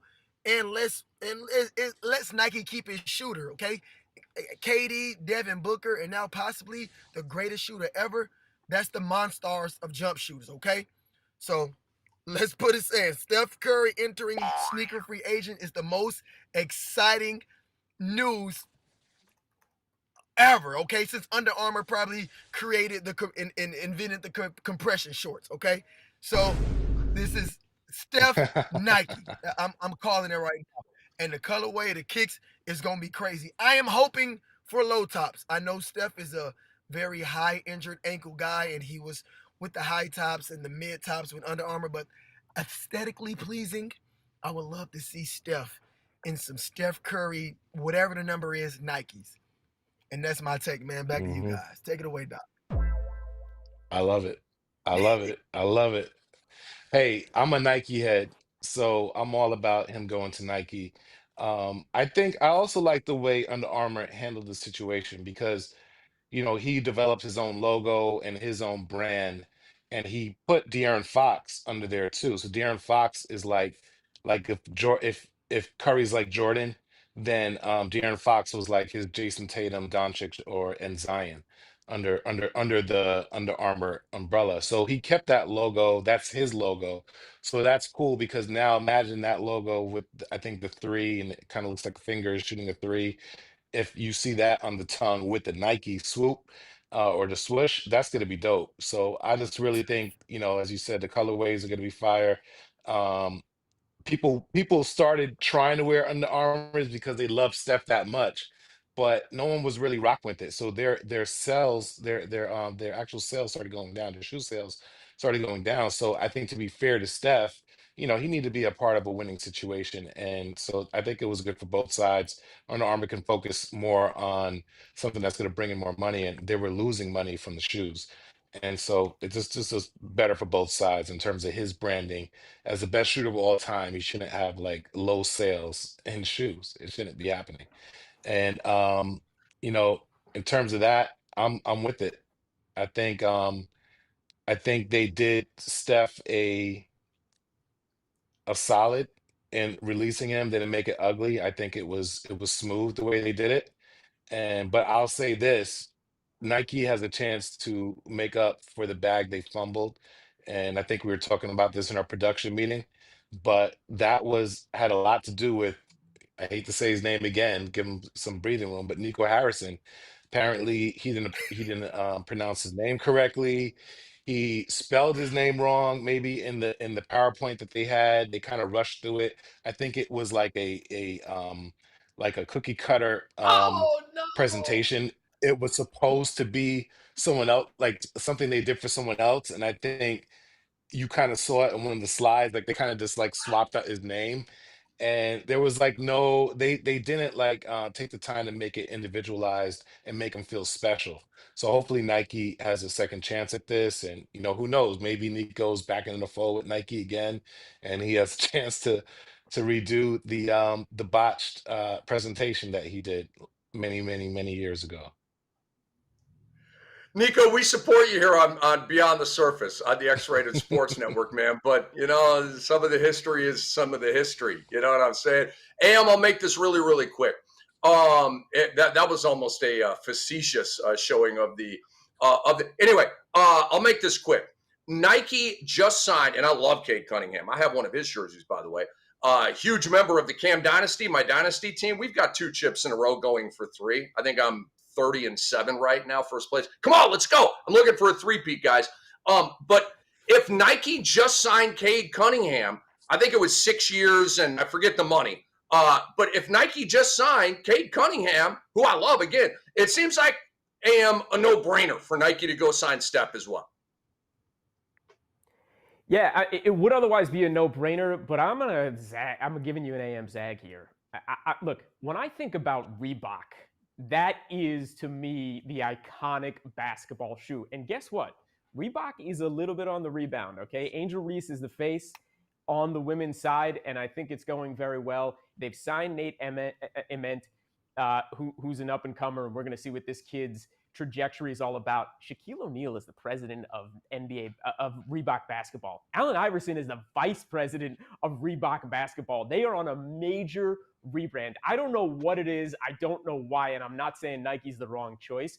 But when I think Steph Curry, like Under Armour to me never made sense. Again, it really didn't. I know that they tried with so many different variations and shoes and this and that. I mean, they are a different type of apparel than a shoe. But like Reebok, I think about the 80s, I think about the 90s, it just comes together. I mean, this would put a really beautiful symmetry on Steph's career and the tail end to come back and just like elevate Reebok back into the conversation. That's my choice. I'd like to see him at Reebok. That was AM Zag. That was an AM Zag. Oh, we're getting boots from the gallery. Wow. I like the wordplay, AM. I love it. I love the wordplay. Reebok is on the rebound. They have Angel Reese. I love it. But in all honesty, if we remember Shaq's shoes when he was hooping, and he's the president now, yeah, I ain't going nowhere. I ain't going. If we remember Shaq's shoes and Walmart and all them, I ain't going nowhere with Shaq as the head guy. I'm sorry, but Adidas can do something crazy now. Iverson's there. Iverson is the vice president. Does he mean anything to you? Iverson's been, they gave Iverson a lifetime contract a long time ago. So Iverson will always be there. But Adidas can do something crazy with the 3 stripes and 3 stripes and try to insinuate Steph with the 3-point shooting and the 3. Adidas they could do something generational with Steph. But I think Nike is a better fit. But let's not count out Reebok. Let's not count out Adidas. But Reebok, Nike's got enough. That's tough. Nike's got enough. How much more do they need? They own half the world. It has to fit his brand. He's a generational talent. He should be with a generational brand all the way. Okay. Great point. Steph's also very, very careful, very smart. He's a corporation at this point, in a good way, not in a bad way. So he'll make a wise decision here. And Steph is a sneaker free agent. Pretty freaking cool. All right. So is our show, by the way, Beyond the Surface. And so are you for watching it. We really appreciate you guys. Please subscribe to our work on our YouTube channel. That would mean a lot to us. And we are the X-Rated Sports Network. All right. LeBron James is on the comeback trail. And since we've been on the air for about an hour and a half, I don't know if LeBron's been upgraded or cleared to play because we're balling here, right? But he was reassigned from the Lakers G League team, full participant in Lakers practice on Monday. He completed multiple days of practices and 5-on-5 sessions this week in the G League, and his debut is nearing. This is Shams Charania reporting that. So they play tonight. Okay, it's a home game against Utah, I think. It's I've had so many ball players: Antonio Daniels, Steve Smith, Dennis Scott, all the just beyond them. Star play, because I'm always a guy, when's he coming back? When's he coming back? Is he coming?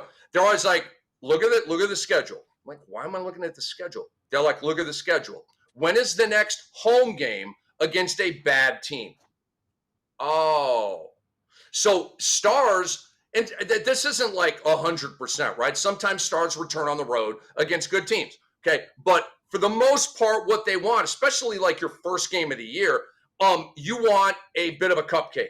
You want it at home and you want it against not a great team. And you kind of ease back a little bit. Well, tonight's perfect opportunity for that for LeBron James. Again, as I sit here right now, Rick Kamla in the United States of America on November 18th at 3:32 p.m. Eastern.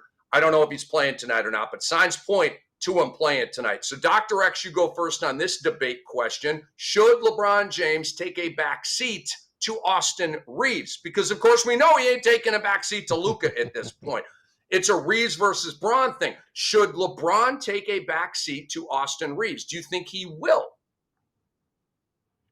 No, I don't. I think to start the game, you'll see him let the game come to him type of thing. But LeBron just being on the floor, he's going to get the stats, and the stats will speak for themselves. I think it's really going to be the moments that will define whether people place him ahead or behind Austin Reeves. I think Austin Reeves is the one that will fit in naturally. They already have experience from last year, just showing how well they all three were able to play together, especially when they played against the against Oklahoma City Thunder. So I'm not worried about that. As long as he knows it's Luka's team, which I think he knows, I just think LeBron is just gonna fit in. And I know a lot of times he would tell Luka and he told Kevin Love to fit out. But from his interview that I heard this morning, he's more about fitting in. And I don't think it will take him long. I think I've seen games where LeBron only has like 2 points at halftime. And then the third quarter, by the end of the game, he has like 28. And you're like, when did that happen? So he just has a way of just making his impact be felt. And I don't think it needs to be like a score. He's gonna get his points, trust me. He's gonna get his assists, he's gonna get his rebounds, you're gonna feel his impact. So it won't be Reeves is Reeves knows where he stands in the totem pole. And I think he's comfortable being the best, number three player in the NBA. You're on mute, Rick, sorry, Rick. you're on mute. Somehow it muted. Dang it. This was going to be the show. I made it through without a mic mute situation. One and done. All right, ESPN is reporting LeBron is expected to make his season debut tonight against the Utah Jazz. So this came out 21 minutes ago. So there you go. Bron's Okay, good. coming back, making this conversation a little bit even more relevant. B-Dot, to you next, man. Should Bron take a back seat to Reeves? Man, let me stop. Let me stop everybody right now, okay? Because this conversation is getting ridiculous. Every time LeBron misses a couple games, folks act like we got to rebuild the whole offense around whoever had a cute week, okay? Austin Reeves has been hooping, okay? Yes, I like Reeves. Hillbilly Kobe been looking like he finally paid off that 24-hour fitness membership, okay? But y'all, we are talking about him like he's supposed to take the wheel from LeBron James. LeBron Benevale James, possibly the best basketball player to ever touch the earth, depending on who you ask. LeBron been adjusting to teammates longer than Reeves been old enough to rent a car, okay? This man adjusted to Wade. He adjusted to Kyrie, AD. Heck, he even adjusted to J.R. Smith when he forgot to score, okay? If he survived that, he can survive Austin Reeves running point for a week, okay? Let's be serious, okay? Reeves is playing well because LeBron created the blueprint. Reeves put in the work, yes, but he's been learning from LeBron. LeBron has been teaching dudes how to shine next to him. He elevates his teammates like he's running a master class IQ in basketball, okay? And when he comes back, the Lakers get better immediately because LeBron doesn't need the ball to dominate anymore. He's smart. He's efficient. He picks his spots. He orchestrates like a bald orchestra conductor with a crown on, okay? Reeves doesn't need to be that guy, all right? Bruh. He needs to be a guy who benefits from LeBron's gravity, LeBron's passing, LeBron pulling in 3 defenders because they're scared he's going to flash back into Miami LeBron for 2 possessions. That's the formula. So long story short, no, LeBron is not taking a back seat, all right? You don't ask a Lamborghini to sit behind a Prius just because the Prius got good gas mileage, the last couple of weeks. And I'm not calling Reaves a priest, okay? He's more of a like a Genesis, a BMW-esque, okay? So when LeBron comes back, he's going to plug in perfectly into that Lakers offense. He's going to stabilize, and they're going to look better, okay? Reaves will hoop, LeBron will hoop, and the Lakers will look even better, especially with Luka running that squad. So, case closed. LeBron's not taking no backseat. He's not Ubering to anybody. LeBron's going to be driving. If anything, LeBron going to be driving in the Waymo. They don't need no driver. Just let LeBron do his thing, sit back and relax. B. Dot did it again. Moist cheeks here in my apartment in Clearwater, Florida. Moist cheeks. Should LeBron take a backseat to Reaves? Yeah, first of all, B. Dot, that was epic. Also, I just noticed something because you got very animated and you were leaning very close to the camera a number of times. Are you wearing Mickey ears right now? I gotta confirm. Yes, I'm in Mickey ears. I'm in the car. I'm the laptop is sitting on a car seat. I have a hot spot next to a child seat, by the way. I mean, this is perfect. Like you got the Mickey ears and you got the whole package going on here. Thank you for bringing. I got to make it work, man. I got kids and they do not be quiet. Oh man, I love it. Rick, if I could flex my non-existent law degree here for a second and answer your question with another question, are you asking, should LeBron take a backseat to Austin Reaves tonight in the game when he comes back against the Utah Jazz? Or are we talking like an overall, hey, when LeBron gets back to the team, he should now potentially take a backseat to Austin Reaves? I just want a clarification here if I can. Yeah, so it's another way of saying, should LeBron James be the third option on this team? And let me get into let me get into the setup a little bit here. Because I just want to give you two different takes here. And this is a big reason why we're talking about this right now. Markieff Morris, LeBron's former teammate, said LeBron is no longer a top two option on the Lakers and should be the third option when he returns. That's from the Morris Code podcast. Kendrick Perkins says LeBron, when he returns, needs to take a back seat to the best duo in the NBA. So take the words any way you want it tonight, full season. But yeah, essentially, is Reaves going to be the number two and LeBron going to be the number three? That's basically what we're talking about here. Got it. Okay. Look, for a game to sure. I mean, maybe he might personally want to ramp up and see where this goes and see how things play out. But like, should he take a backseat to Austin Reaves overall as part of the Lakers organization through the rest of the year if he's able to play through the 80, whatever gets him to 82? No, I'm not even, honestly, I'm not really sure what we're talking about or what clickbaity hot takes were given over the rest of the airwaves. LeBron James does not need to take a back seat to Austin Reaves. JJ Redick needs to figure out how to even accentuate and complement these guys even more. And JJ Reaves has been doing a fantastic job this year. And I think he's going to bring LeBron James along just fine as this goes along. But again, you want to talk about tonight, you want to talk about maybe the rest of the week, or should LeBron just kind of ease himself in on a team that is already 10-4 and doing it convincingly in a lot of fashion? Yeah, okay. And that's probably going to be up to LeBron. The rest of this, I'm not really sure what we're talking about. I think even Austin Reaves will be like, LeBron James does not need to take a backseat to anybody, least of all me. Well, we have another 4 for 4 here, guys. I'm going to split this up two ways. LeBron James should not take a backseat to Austin Reaves, and LeBron James will not take a backseat to Austin Reaves. And Austin Reaves is going to have zero. I'm not making a love heart. That's the worst zero of all. You get the point. He's going to have zero problem with this. Okay. Austin Reaves is a terrific sort of systemless player or system-proof player. What I mean by that is, I think this guy could play with anyone, anywhere, at any time. I think you could drop him into a Mike Brown system, a Tom Thibodeau system, an Eric Spoelstra system, a Steve Kerr system, an Ime Udoka system, and he's going to make it work. He's going to find a way. He makes winning plays on defense. I know he's not a great defensive, but he'll get a steal. He'll get a knock away like he plays defense. Obviously, he's elite with the skill. He's just so slick in the handles and the shot making and all the in between. He's just got a lot in his bag, man. And he's a heck of a player. But he's also very, very unselfish.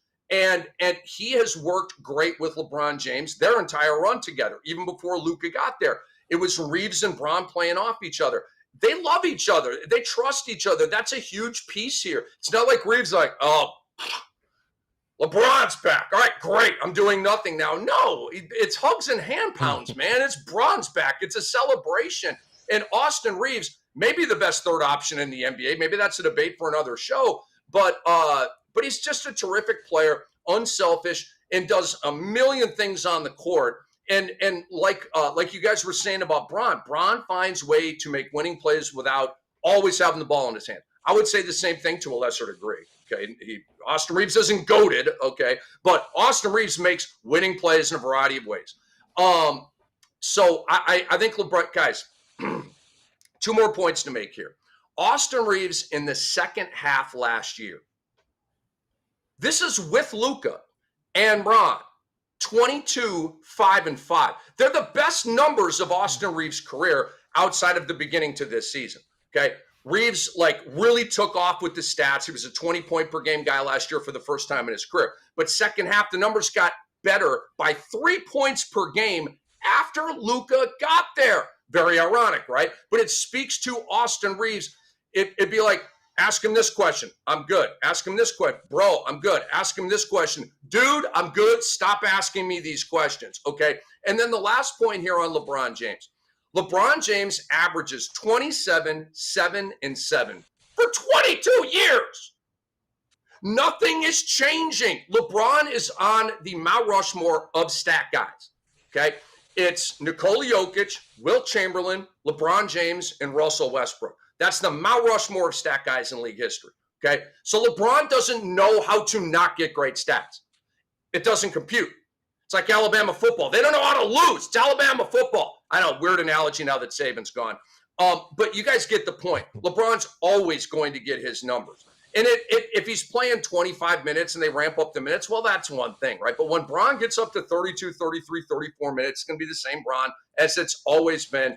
And the Lakers are super scary that they have been this good without LeBron James, and now they drop in my opinion, the third best player all time. I got Jordan 1, I got Kareem 2, I got LeBron 3. I do agree that it's a heck of a debate. I am not mad at people that say LeBron is their GOAT. I'm not one bit mad at you. I am mad at you if you don't include Kareem Abdul-Jabbar in the heart of that conversation. Then I do get mad at you because you can't ignore 6 championships and 6 MVPs.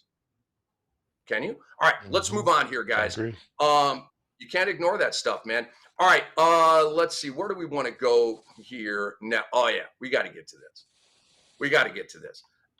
I can't wait to get your all's opinions on this.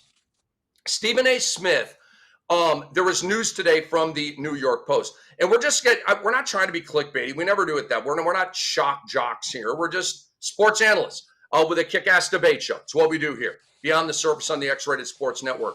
Was Stephen A. Smith demoted? Okay, that's the question. Again, not trying to be provocative, but I think it's a salient question based on the news here. New York Post. ESPN is making changes to Stephen A. Smith's on-air duties. They announced this week that the new look NBA countdown team, which will debut Wednesday, and Smith was a mainstay on that set for a long, long time, right? Thank God they blew up Bill Simmons, by the way. Thank God they blew out Bill Simmons. Sorry, actually, I'm not sorry that he just caught a strike. Anyway, I'm riffing here. Malik Andrews, Brian Windhorst, Michael Malone, and Kendrick Perkins will now be your new crew. Shams Charania will be on there a lot, as Woj used to be as well. Smith has not appeared on NBA Countdown in the preseason or regular season so far. It comes as ESPN adds inside the NBA, right? Ernie, Charles, Shaq, and Kenny. Kenny's role is expanded with ESPN. Smith has not publicly addressed the news. He's an executive producer on First Take in addition to the franchise for that. He's making $21 million on his new deal with ESPN. And the New York Post doesn't say if that's per year or total for the contract. So I don't know. I assume it's per year. Wow. Yeah, he's Good a for you, $100 Stephen A. million man. Yeah, over 5 Woo! years. Good for you, dude. We're out here cheering for you, by the way, Stephen A. Smith. He's got 2 shows on Sirius XM NBA radio right now. He's also got the Stephen A. Smith show on YouTube, part of his production company. So, Dr. X, you first on this. Is this a demotion for Stephen A. Smith? How are you reading this news? Oh, that's definitely not demotion. Stephen A. Smith is probably one of the hardest working analysts ever. He's always promoting other people into great positions. He's always traveling. So for him to do one less show while getting the bag, while making one of the most or one of the highest contracts to date, for him to get 21 million a year for the next 5 years, it's like $100 million right there. And he just has less responsibilities. So I think he's happy about that. I think it means that he doesn't have to travel back and forth to LA or wherever the show is going to be on the road. And he just gets to do less and make more. And I think he deserves it. I think so. It's definitely not a demotion. I think people who are always looking for some clickbait or something negative to say about him might, their ears might turn up and like, oh, he's not in the show. They didn't include him. But he has so many platforms that he's the boss of. And he's one of the higher ups at ESPN. So he'll have plenty of opportunities to speak about the NBA, especially when, the playoffs come and the Super Bowl is over. All right, so let's stop asking that question then. All right, and guys, don't run it anymore. I don't want to. I like Stephen A. Smith. I'm friendly with him. I don't want to do him like that, right? I probably should have chosen the words a little bit better there. But let's just talk about this overall. Like, how are you reading it? Okay, A.M. Pfeffer, you next. How are you reading this news here about Stephen A. Smith?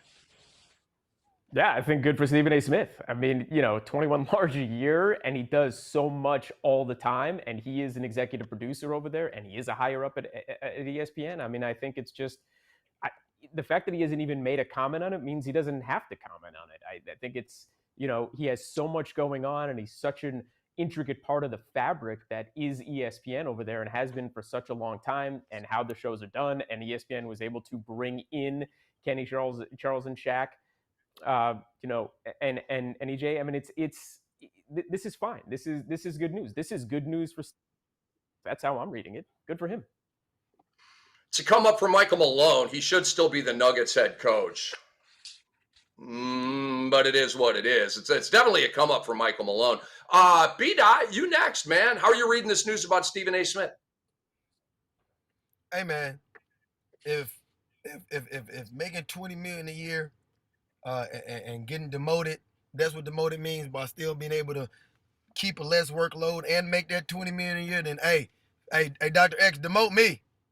I'll do less shows, I'll do less appearances. I love it. You want to throw a little bigger bag, then like I'll take that Stephen A. Smith. All right, I already got the hairline now.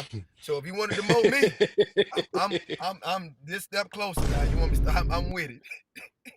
So I love it. props out to Stephen A. I don't think it's a demotion. I just think, like everyone says, just taking the workload off, and I'm happy that he's giving it'll be able to give other, analysts and people that's coming up in this world more opportunities.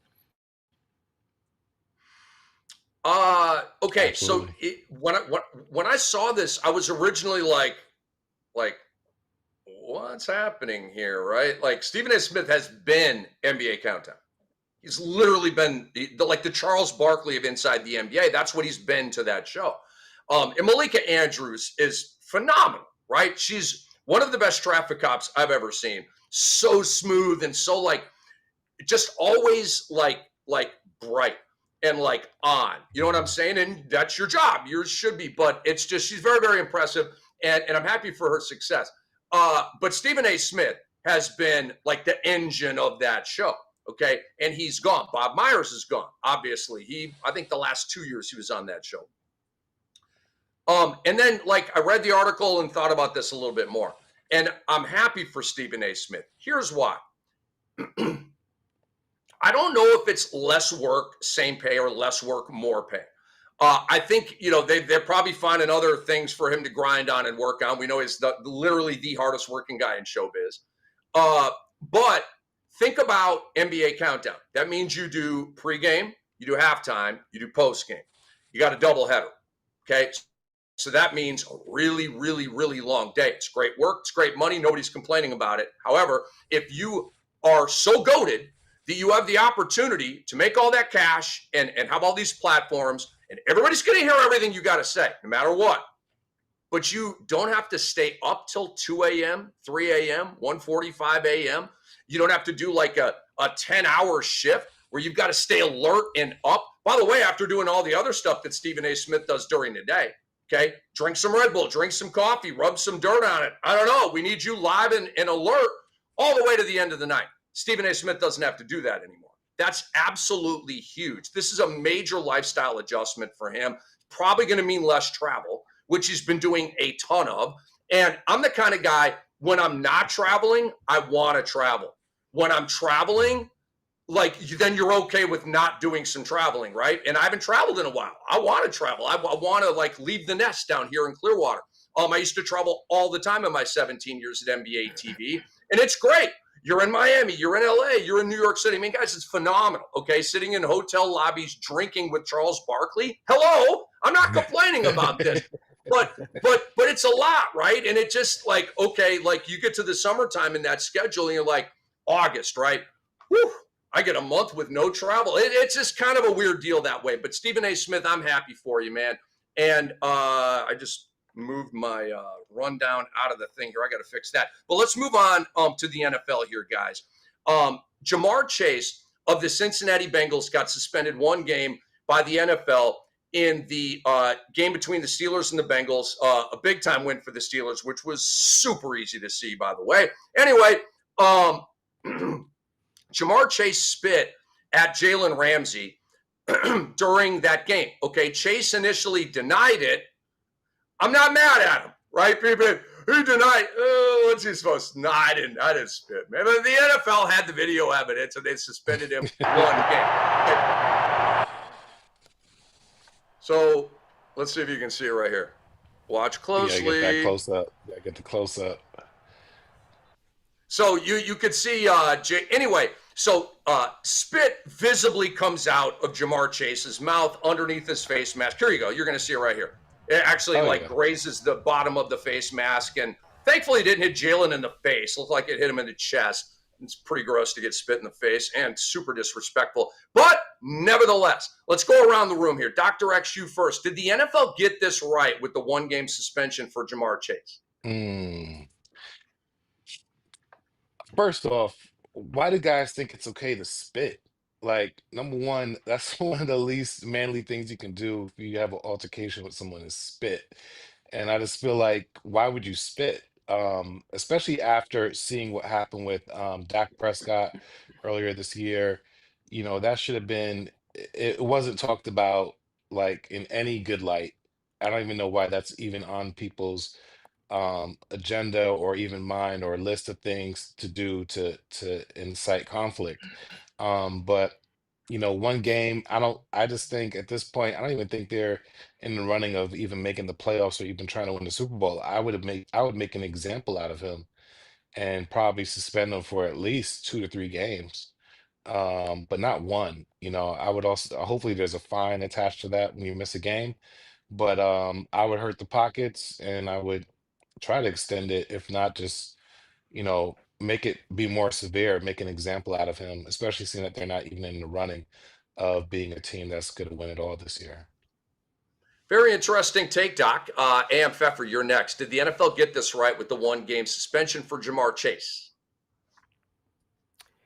Look, despite the threat to my first place fantasy team, and Jamar Chase is one of my cornerstones, taking next game off, yes, the NFL got it right. I don't think it needs to be 2 to 3 games. To me, this is about the reaction that spitting on another player elicits. That's what the NFL is doing here. You see what happened in Ramsey, how irate he was, how disrespectful it is to do somebody, and then all of a sudden he's throwing punches, but nothing happens to him. So it's almost like the NFL, hey, you can throw, you know, we're going to suspend you if you ever throw punches unless somebody spits on you, because it is such a gut reaction to what you're doing with that. However, to spit on somebody, I mean, again, on the totem pole of what you could do, it's Doc, to your point, you know, it's like, why are you even doing that? but also it happens. I mean, you just like in an altercation with somebody, and then somehow, some way, you're just mad and you spit on the guy, and who knows what it is to be on the gridiron, and and like in the heat of that battle and the conversations you're having. But like, I think the NFL is getting it right. A 1-game suspension. It definitely doesn't need to be 2 to 3 games just for spitting on somebody. I mean, there are a lot more egregious acts. But yeah, because of what it does and how it elicits the reaction from the other guy and how that can escalate, it needs to be a 1-game suspension, as foolish as the whole thing is. Well, Rick, let me just jump in here real quick. Also, I also think it's a public health hazard. I mean, forget COVID, but there's this other diseases that are carried in the saliva. And so for someone to, I know it doesn't matter the fact that it landed on his chest. That's too close, and you don't know. Like that's probably the glob of the spit, but who knows what other microscopic particles that were Like the sprayed up a little spittle? higher. Like the Yeah, spittle, exactly. Doc? Is that a medical term? Did I Exactly. just hit you with a medical term? I don't know if that's a medical term, but I understood what you meant by that. But yeah, say it, don't spray it. And to me, that's a public health hazard. Like saliva carries like microbes and diseases and things like that.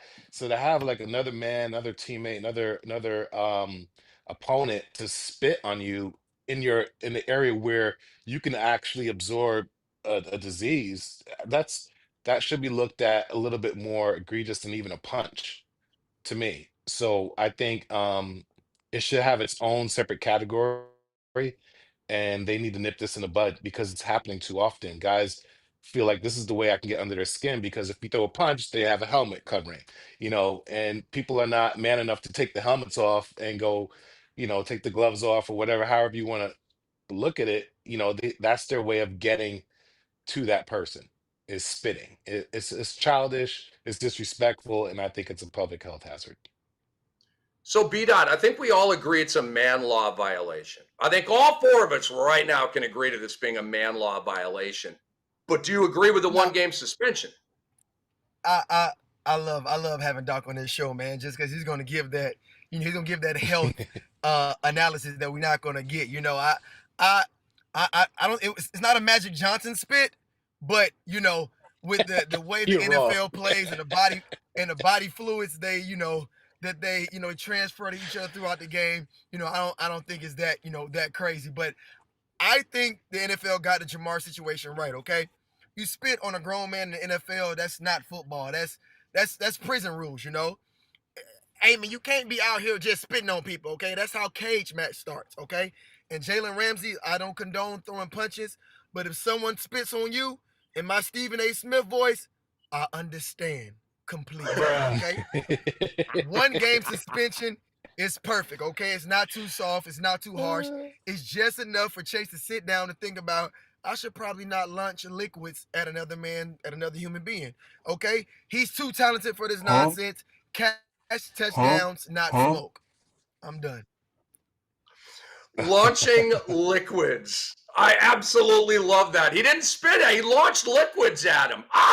That's amazing. That's like what an attorney would do, right? Trying to get his guy off for spitting it. He didn't spit. He launched liquids. There's a big difference, right?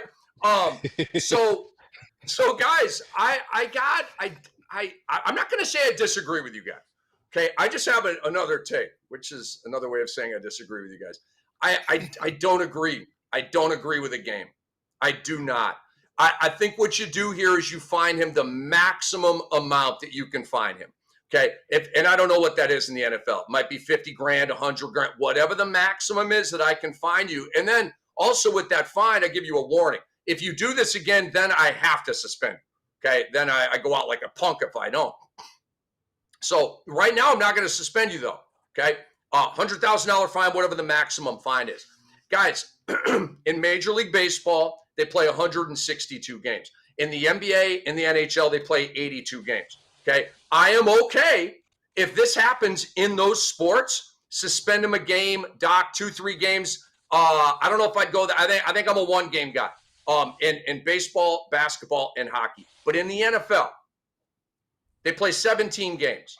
Every single game is an event. Every single game is cherished by fans all around the world. And every single game is monumentally important for these teams. Even teams that stink like Cincinnati, they're about to get Joe Burrow back, right? They're probably delusionally telling themselves we still got a chance, even though they don't. Okay. But it's just the number of games thing for me that doesn't compute. You're 1 of 17, and Jamar's got to give that game check back, right? And I don't know if they fined him or not. Maybe you guys can help me out with that. I think they just suspended him. But there are examples of, not recent, but there are examples of guys that have spit on another player and not gotten suspended. Terrell Owens, who I love, got fined $35,000 for spitting on D'Angelo Hall back in 2006. That's 20 years ago, okay? So obviously Goodell's now in charge. He wasn't in charge at that point. And he's really coming down on these guys. You know, he gave Jalen Carter got a 1-game suspension for spitting on Dak Prescott. So this is the new protocol, okay? Like the league, everybody needs to know now this is 1 + 1, which equals a trend and a pattern and a thing. If you spit on another dude, you're going to lose a game. So in that way, I understand we want to like eradicate this and not have this. And so if we give these guys a game, they're going to see that we're not messing around. I completely understand all of that, but but still, I'm going max fine, and I'm not suspending him. So I'm kind of on Kamla Island with that. And we now move on to the Kansas City Chiefs. We talked a lot last week about the Broncos-Chiefs matchup, and I can't remember who all picked who, but I think most of us picked the Chiefs. Okay, I think I think I picked the Chiefs. I think most of us, if not all of us, picked the Chiefs. Well, they lost, okay? And they're really in it right now. Big credit to the Denver Broncos before we get into this, right? Bo Nix was a stud in the fourth quarter, big throw after big throw. Jim Nantz said that they're the best fourth quarter team in the NFL. So Bo Nix is, quarters 1 through 3 may get a little weird. Quarter 4, he's been pretty legit. Will Lutz was a stud, clutch kick for the win. He had like 4 or 5 field goals in that game. The Denver defense was all over Pat Mahomes time and time again. So let's go around the room here, guys. And let me just give you actually 2 more little pieces of setup here. And I'm going to go to AM Pfeffer first here. The standings in the AFC. Jacksonville is in 7th place. 7 teams make it. They're 6-4. Houston's 5-5. Kansas City's 5-5. Baltimore's 5-5. That's 8, 9, and 10. All still very much alive. The remaining schedule for the Kansas City Chiefs. Home against Indianapolis this week. At Dallas. Back home for Houston. Best defense in the league. At home for the Chargers. At Tennessee. Back home for the Broncos. And then final game of the year, Kansas City will go to Las Vegas and play the Raiders. So AM Pfeffer, are the Chiefs going to make the playoffs? I still say yes. I still think out of the next 7 games, they're going to win 5. But this is a long road for them. This is hard for them now. We talked about how this was a must-win game and they didn't win it. But I still think they're going to make it. I just think somehow, some way, Jacksonville's going to fall out of the equation, and potentially even Pittsburgh, especially now with the Aaron Rodgers injury. And I know they just won. I mean, big win for Jacksonville, huge win over the Chargers, right? And Jacksonville actually has a game up on Kansas City because they beat them, as we know. But it's still like hard for me to wrap my head around that Kansas City is going to be out of the playoffs.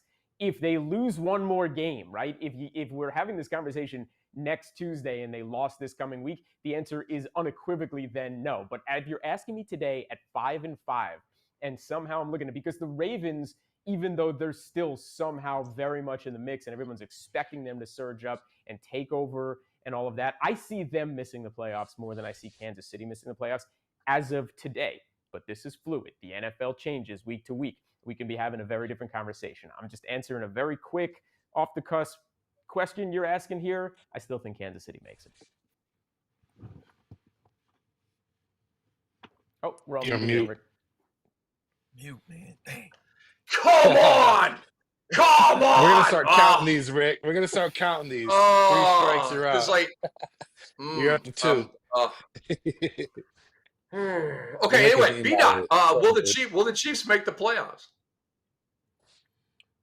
Looking at their schedule for their, remaining games, I think they still have a pretty good chance. Yeah, I think that they'll be fine. They got who they have, the Colts. They have Cowboys, Texans, Titans, Raiders. Though I think those are guaranteed. The Chargers may be up in the air, but let's not forget, man, these guys they still have Patrick Mahomes. They still have Andy Reid.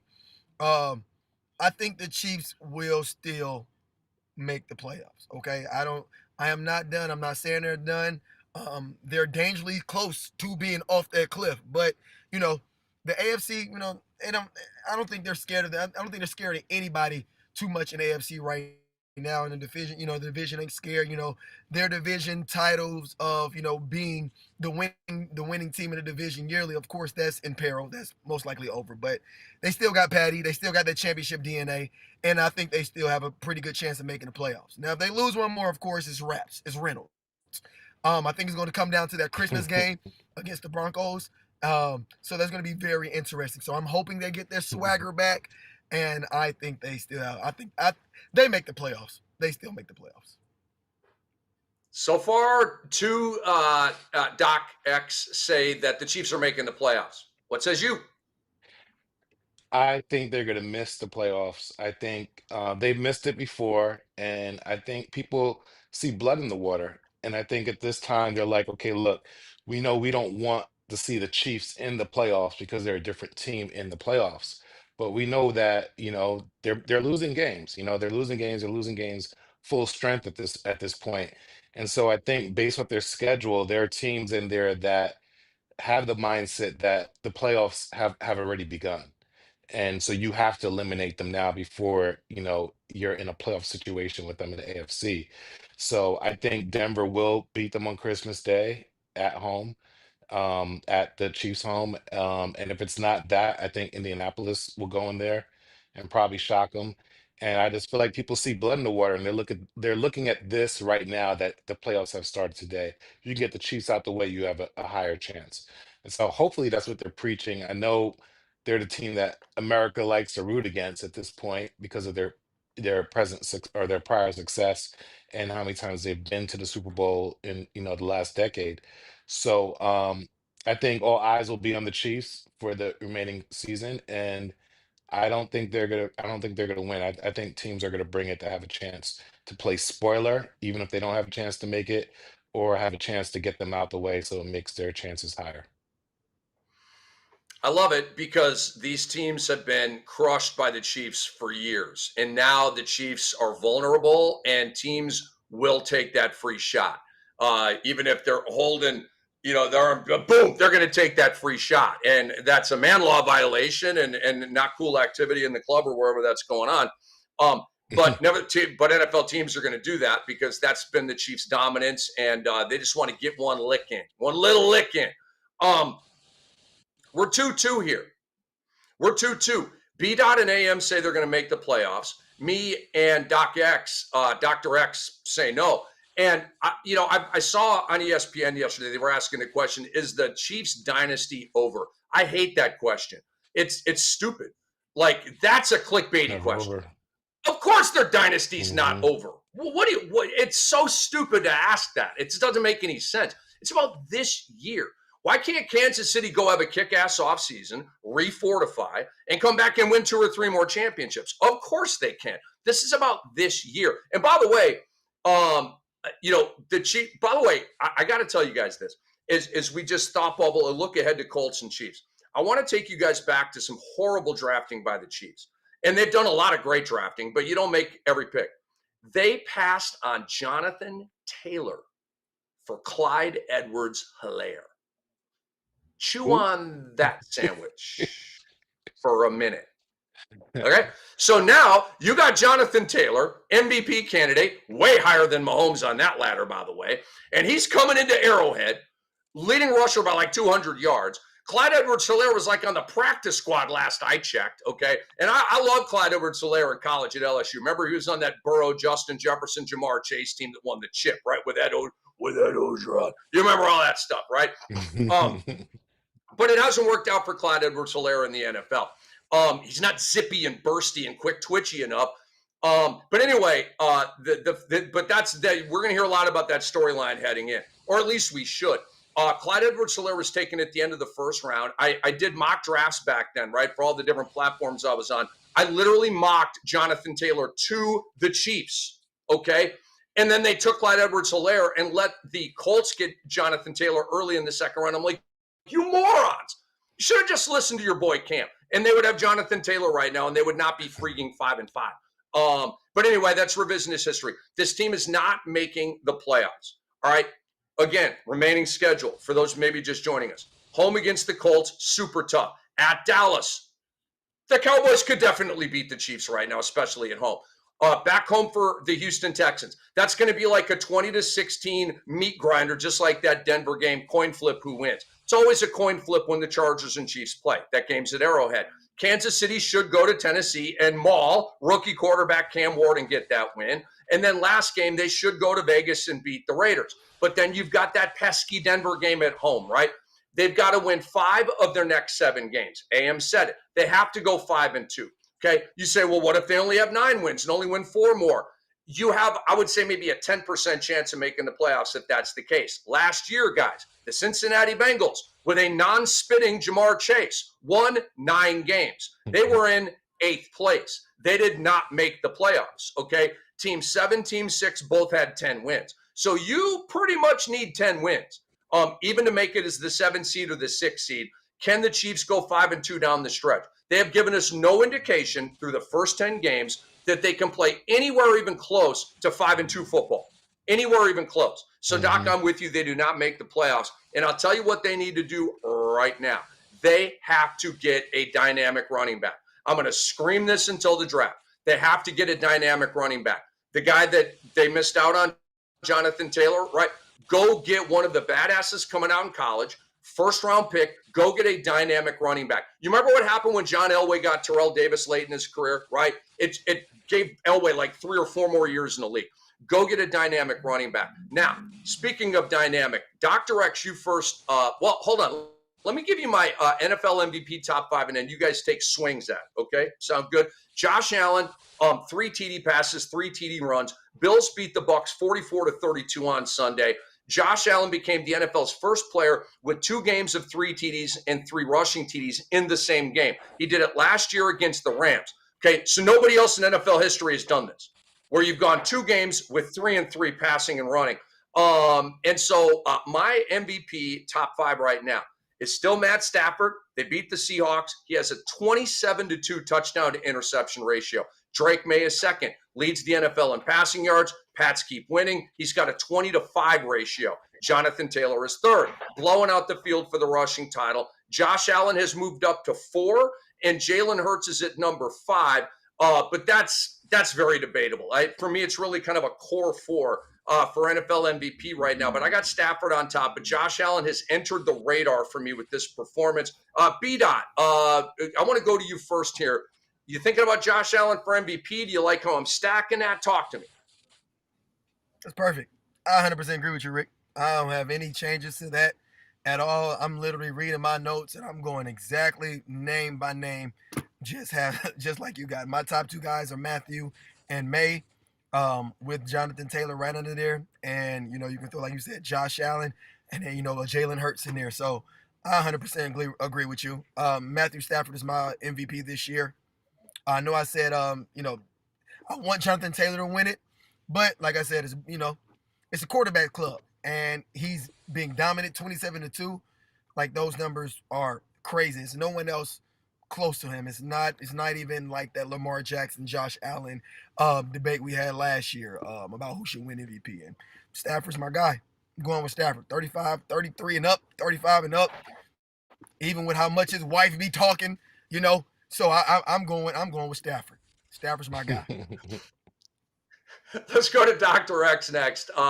Do you agree with my stacking? Is Josh Allen your MVP right now, Doc? I love the list. I think it makes sense where you placed everybody as well. Yeah, I agree with you. I think Matthew Stafford is my pick to win it all. I've had him on several of my fantasy teams over the years, so I just know this guy's a stud. I know he puts up big numbers. I know he's exciting to watch, and he's going to continue to get those touchdowns and have low interceptions. I think he's my pick, but I'm excited for New England and Drake May. He would be my runner-up because of the fact that he's making them relevant again. He's up and coming and he's doing so well, and their record looks pretty good right now. So I like the Drake May pick, but it's a lot to beat a player like Matthew Stafford who has these gaudy numbers. And so I don't think anybody's going to surpass him. I think it's Matthew Stafford's to lose. Interesting. AM, get in here, man. I hate myself for even saying this, but I'm going to flip Drake, May, and Stafford right now. I think it's this close, but, Stafford, as great as the win it was for the Rams over the Seahawks the other day, you look at his numbers and actually how he played the game, it wasn't that great, to be honest with you. The Seattle defense kind of put him a little bit in a stranglehold at least 2 quarters, almost 3 quarters of that game, and he just never really got out of it. As amazing as the season has been, and if you gave him the MVP today, I wouldn't argue with you, but May has been on such a heater. And if you watched him in the Thursday night game against the Jets, and yeah, it was against my lowly Jets, he was incredible at least 6 of those plays. The way he throws downfield, he's winning games with I don't know who at receiver for that long, and he's turned Steph Diggs's career right back around, and I actually credit May more than I credit Steph Diggs for the resurgence. I mean, he has been amazing, and the way he maneuvers the pocket, he never escapes. He moves up through the pocket. He makes all the right decisions, it feels like, all the time. In the last 6 or 7 games for a guy in his second year, it's incredible. I actually give him the nod right now. However, because I love the way you've stacked everything else, Josh Allen, and you see what he did the other night, and yeah, it's historic. He has the capacity more than any of the guys on the list in 1 second to turn it on and surge up the board. So there's plenty of time left in the season. 7 games is a long time. The fact that he's had, for him at least, a down year and he's still in the mix, especially after how terrible the Miami game was, but his heroics against Tampa Bay and where he positioned himself, in 1 second he can turn this on and scream right up the board and pass May and Stafford just like that. And it would probably only take him 2 more performances to do it. So he's absolutely, still in the mix, and of course he won it last year, but I'm giving May as of today. He's number 1. Allen's numbers are creeping up. The passing yards numbers, the pass touchdown numbers are creeping up a little bit. Like, we've been kind of tracking this for a couple of weeks, and a couple of weeks ago it was like, dude, where are you? I go to NFL.com and I'm looking through the yardage leaders and the passing touchdown leaders. I'm like, where the hell are you, dude? Like, Jalen Hurts, too, where are you? You can't even see Jalen Hurts in terms of passing stats, but the rushing stats and the record. And like I said, I don't really care who's number 5 on my list. It could be Daniel Jones. It's kind of a 4-guy thing. I'm a big Jalen Hurts fan, so I just kind of threw him on there, maybe just like a tip of the cap. But I'll admit, Jalen Hurts, I mean, the guy's a phenomenal winner and typically a really good stat guy. His stats this year have not been great. They really have not. He's not having an epic historic statistical season. He just is not. But again, ton of love for him. All right, guys, let's move along here to our rant, to our round table rant. I want to get us. I got a little brief one here. It goes back to the firing of Willie Green. And again, I'm not, like I said earlier, is it fair to fire Willie? I said no, but I get it. Okay. Here's what is rantable for me. Hoops. I read this on Hoopside. There was a report that, Jordan Poole was upset with Green pulling him out of the starting lineup. And I guess there's a report here. Green's message became stale with Trey Murphy. Like, now we're just smearing the guy. Okay. I mean, give me a break with that stuff. Here's what matters. In addition, according to this report on Hoopside, some players and members of the organization felt Willie Green didn't hold Zion Williamson accountable enough during his coaching tenure. This is the biggest gimme a break of all time. President Barack Obama could not hold Zion Williamson accountable. Nobody can. Nobody can. He's on planet Zion. Nothing matters. I'm not going to say nothing matters to this guy. Like he's just unfazed, right? Like, he's a max guy. He's super famous. He's like a folklore guy, one of the biggest hype guys to ever come into the NBA draft. He is one of the biggest hype guys in NBA history, okay? Huge name. Willie Green couldn't hold him accountable. Larry Brown couldn't hold him accountable. The late great Red Auerbach couldn't hold him accountable. Phil Jackson couldn't hold him accountable. Nobody can. You can't actually tell Zion what's up. Yo, Zion, this isn't good enough, man. Like, you're hurting a little bit. No, we need you to play tonight. Oh, man, the medical team told me they're holding me out tonight. No, fight the medical team. Get on the court, okay? This is not about Willie Green. I absolutely hate that. Like, Willie Green couldn't hold Zion Williamson accountable. I want you to name one coach in the history of basketball that could hold Zion Williamson accountable, because he seems so arrogant and so aloof and so unaffected by, and I mean, good for him. Your life is peaceful. You got a great life. I'm not mad at Zion, right? I just don't rock with guys like that. I rock with guys from the Kobe school. I rock with guys that snack on nails. Okay, like that's the crew I want to run with. That's a foxhole I want to be in. I want to be in a foxhole with Jaylen Brown.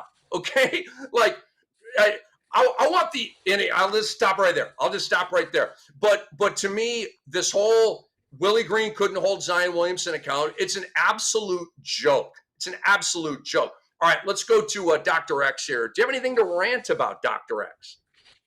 Well, I 100% agree with your rant. I think it's unfair for these players to be these coaches to get the blame when I think management should do a better job of managing that situation for that player in particular in Zion Williamson.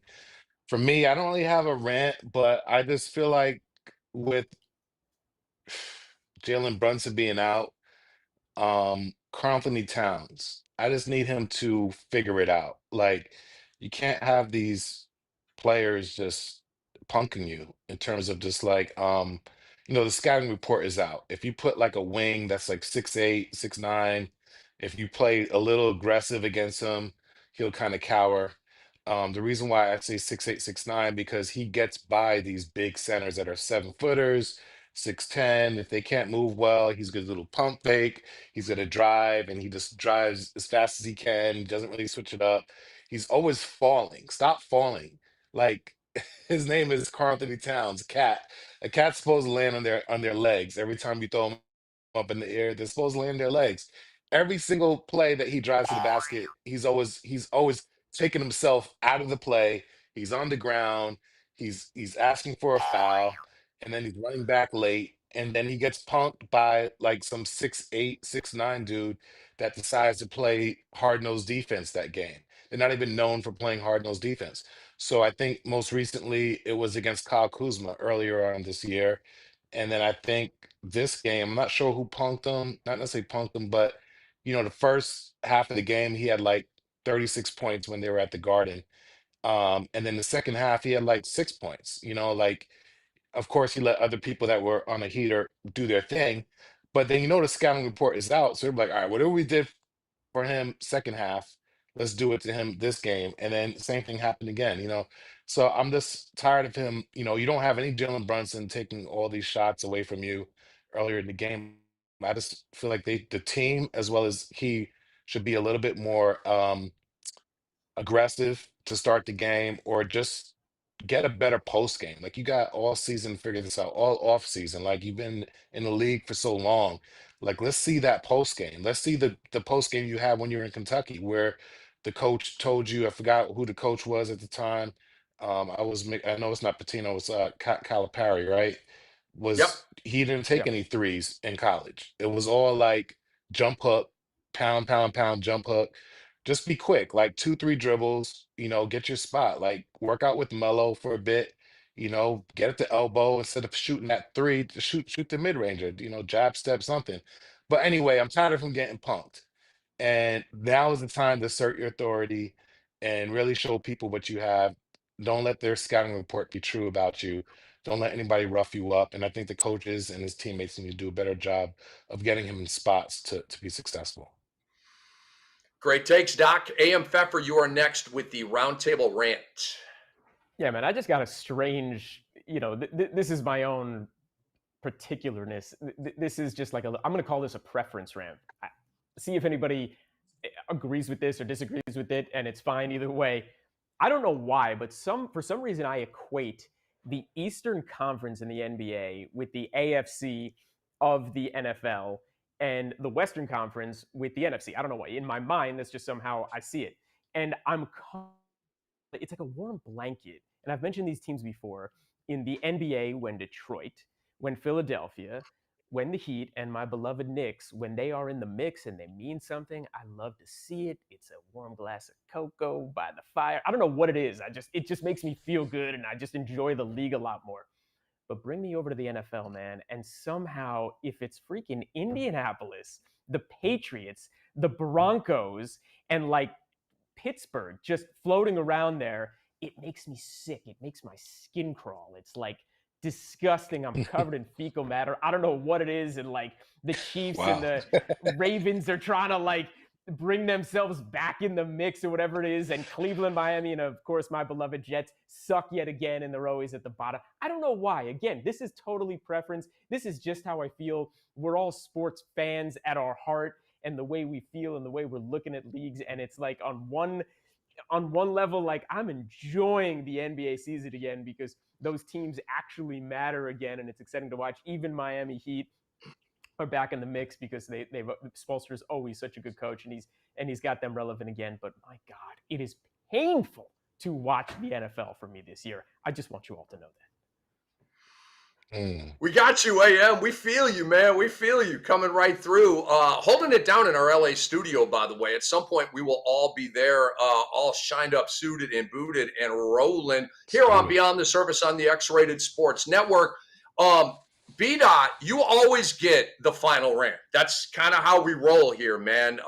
So come on. What do you got? You got anything to rant about? I hope.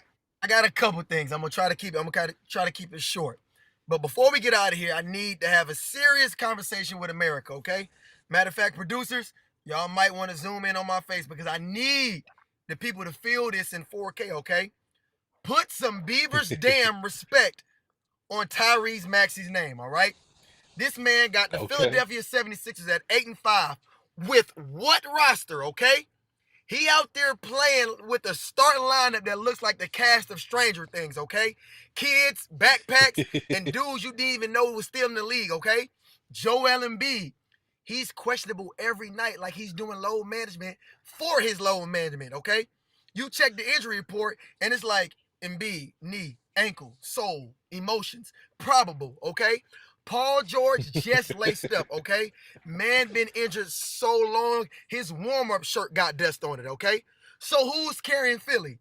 Tyrese Maxey, that boy. Let's talk numbers, okay? Before we start lying again, okay? 32.5 points per game, second in the entire NBA, okay? Not just scoring, he's scoring, okay? Like I'm your favorite player's favorite problem, okay? 7.7 assists, top 8.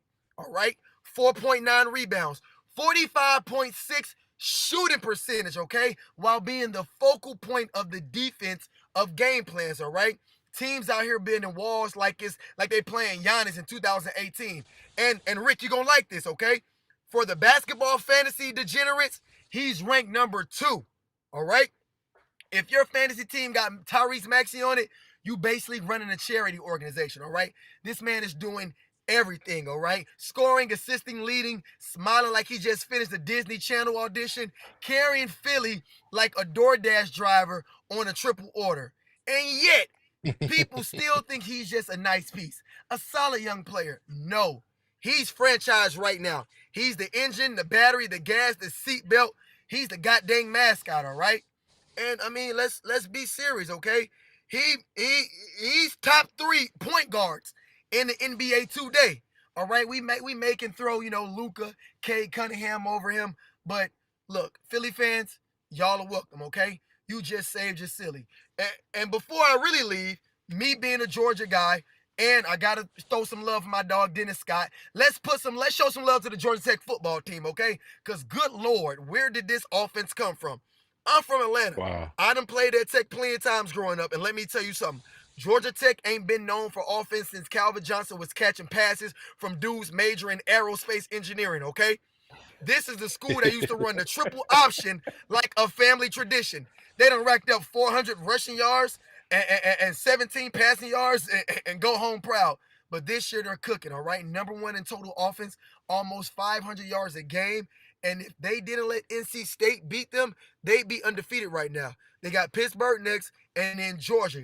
And if they beat Georgia, they might sneak into that college football playoff and start terrorizing folks like the nerds finally got revenge. So if you sleeping on Tyrese Maxey and Georgia Tech football, wake your tail up. And I'm out. That's my rant.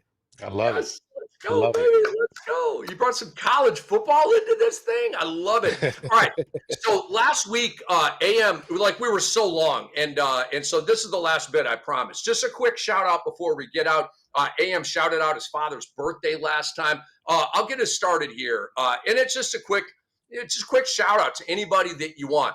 Y'all know I'm a huge Russell Westbrook jersey. I got the old blue OKC Russ on the way. I can't wait to rock that down here on the mean streets of Florida. Russell Westbrook, who's starting right now for the Sacramento Kings, by the way. Starting over Dennis Schroeder, who's been good this year. Russell Westbrook became the second player in NBA history to record 25,000 points and 10,000 assists, joining only LeBron James. What? Okay, and so you may have Cam, how's Russell Westbrook on the Mount Rushmore of stat guys with Jokic, Wilt, and LeBron? It's stuff like this or like this. Russell Westbrook is the 8th player in NBA history with 10,000 assists. Stockton, Paul, Kidd, James, Nash, Mark Jackson. Shout out Mark Jackson. He's got a cool chime ad out right now. And, of course, Magic Johnson. All right? Come on, man.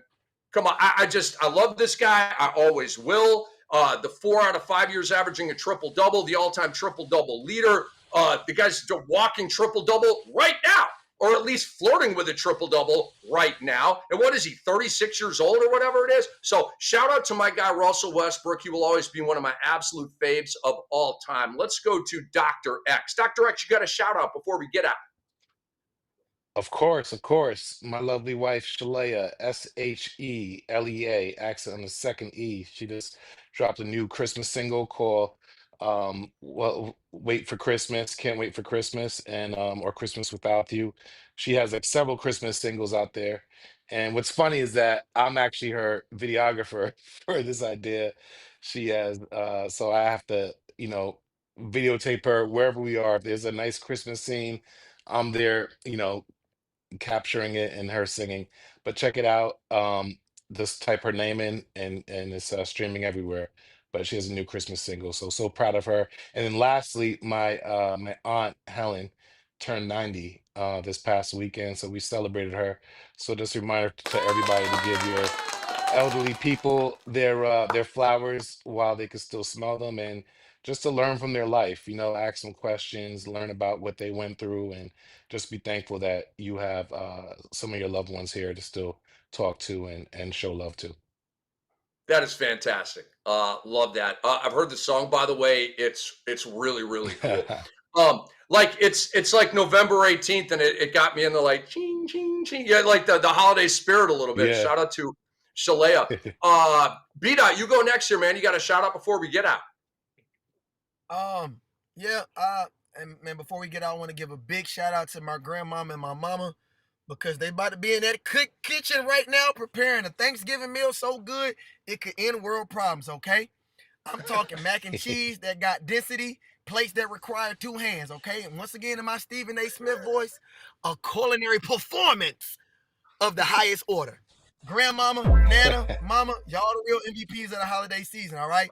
I love y'all. Keep them pots hot. I can't wait to be finger licking. All right, AFF, that was awesome. Beautiful, in fact. AFF, you get the final word. Last shout out before we get out. Hey, B-Dot, you actually inspired me to bring this back to college football a little bit. Kurt Signetti, I'm going to shout you out. Why? You brought a friend back into my life. I'm an Indiana Hoosier. I'm a graduate, and the football team has never been relevant until now. And all of a sudden, here we go, 10-0, chance to get into that college football playoff. And somebody I hadn't spoken to in, I think, over 7 years, I just kind of reached out just to and I used you, Kurt Signetti, to probe, to reach out to an old friend and just kind of bring it back. And all of a sudden we're texting again, and it's just good to have him back in my life. He's a good guy, and I'm just glad. It's, a little toe in the water conversation and all of that, but it's all thanks to the football coach. Sports really do bring everyone together, and it's always something to rely on. So thank you, Chris and Yeti. Shout out to you. Indiana is elite in college football. I'm a big college football guy, and I'm with AM. Like they're beating everybody. They've got clutch moments. Like it's super cool to see. Can they close the deal, win the college football national championship? We shall see. But they are one of the big boys this year.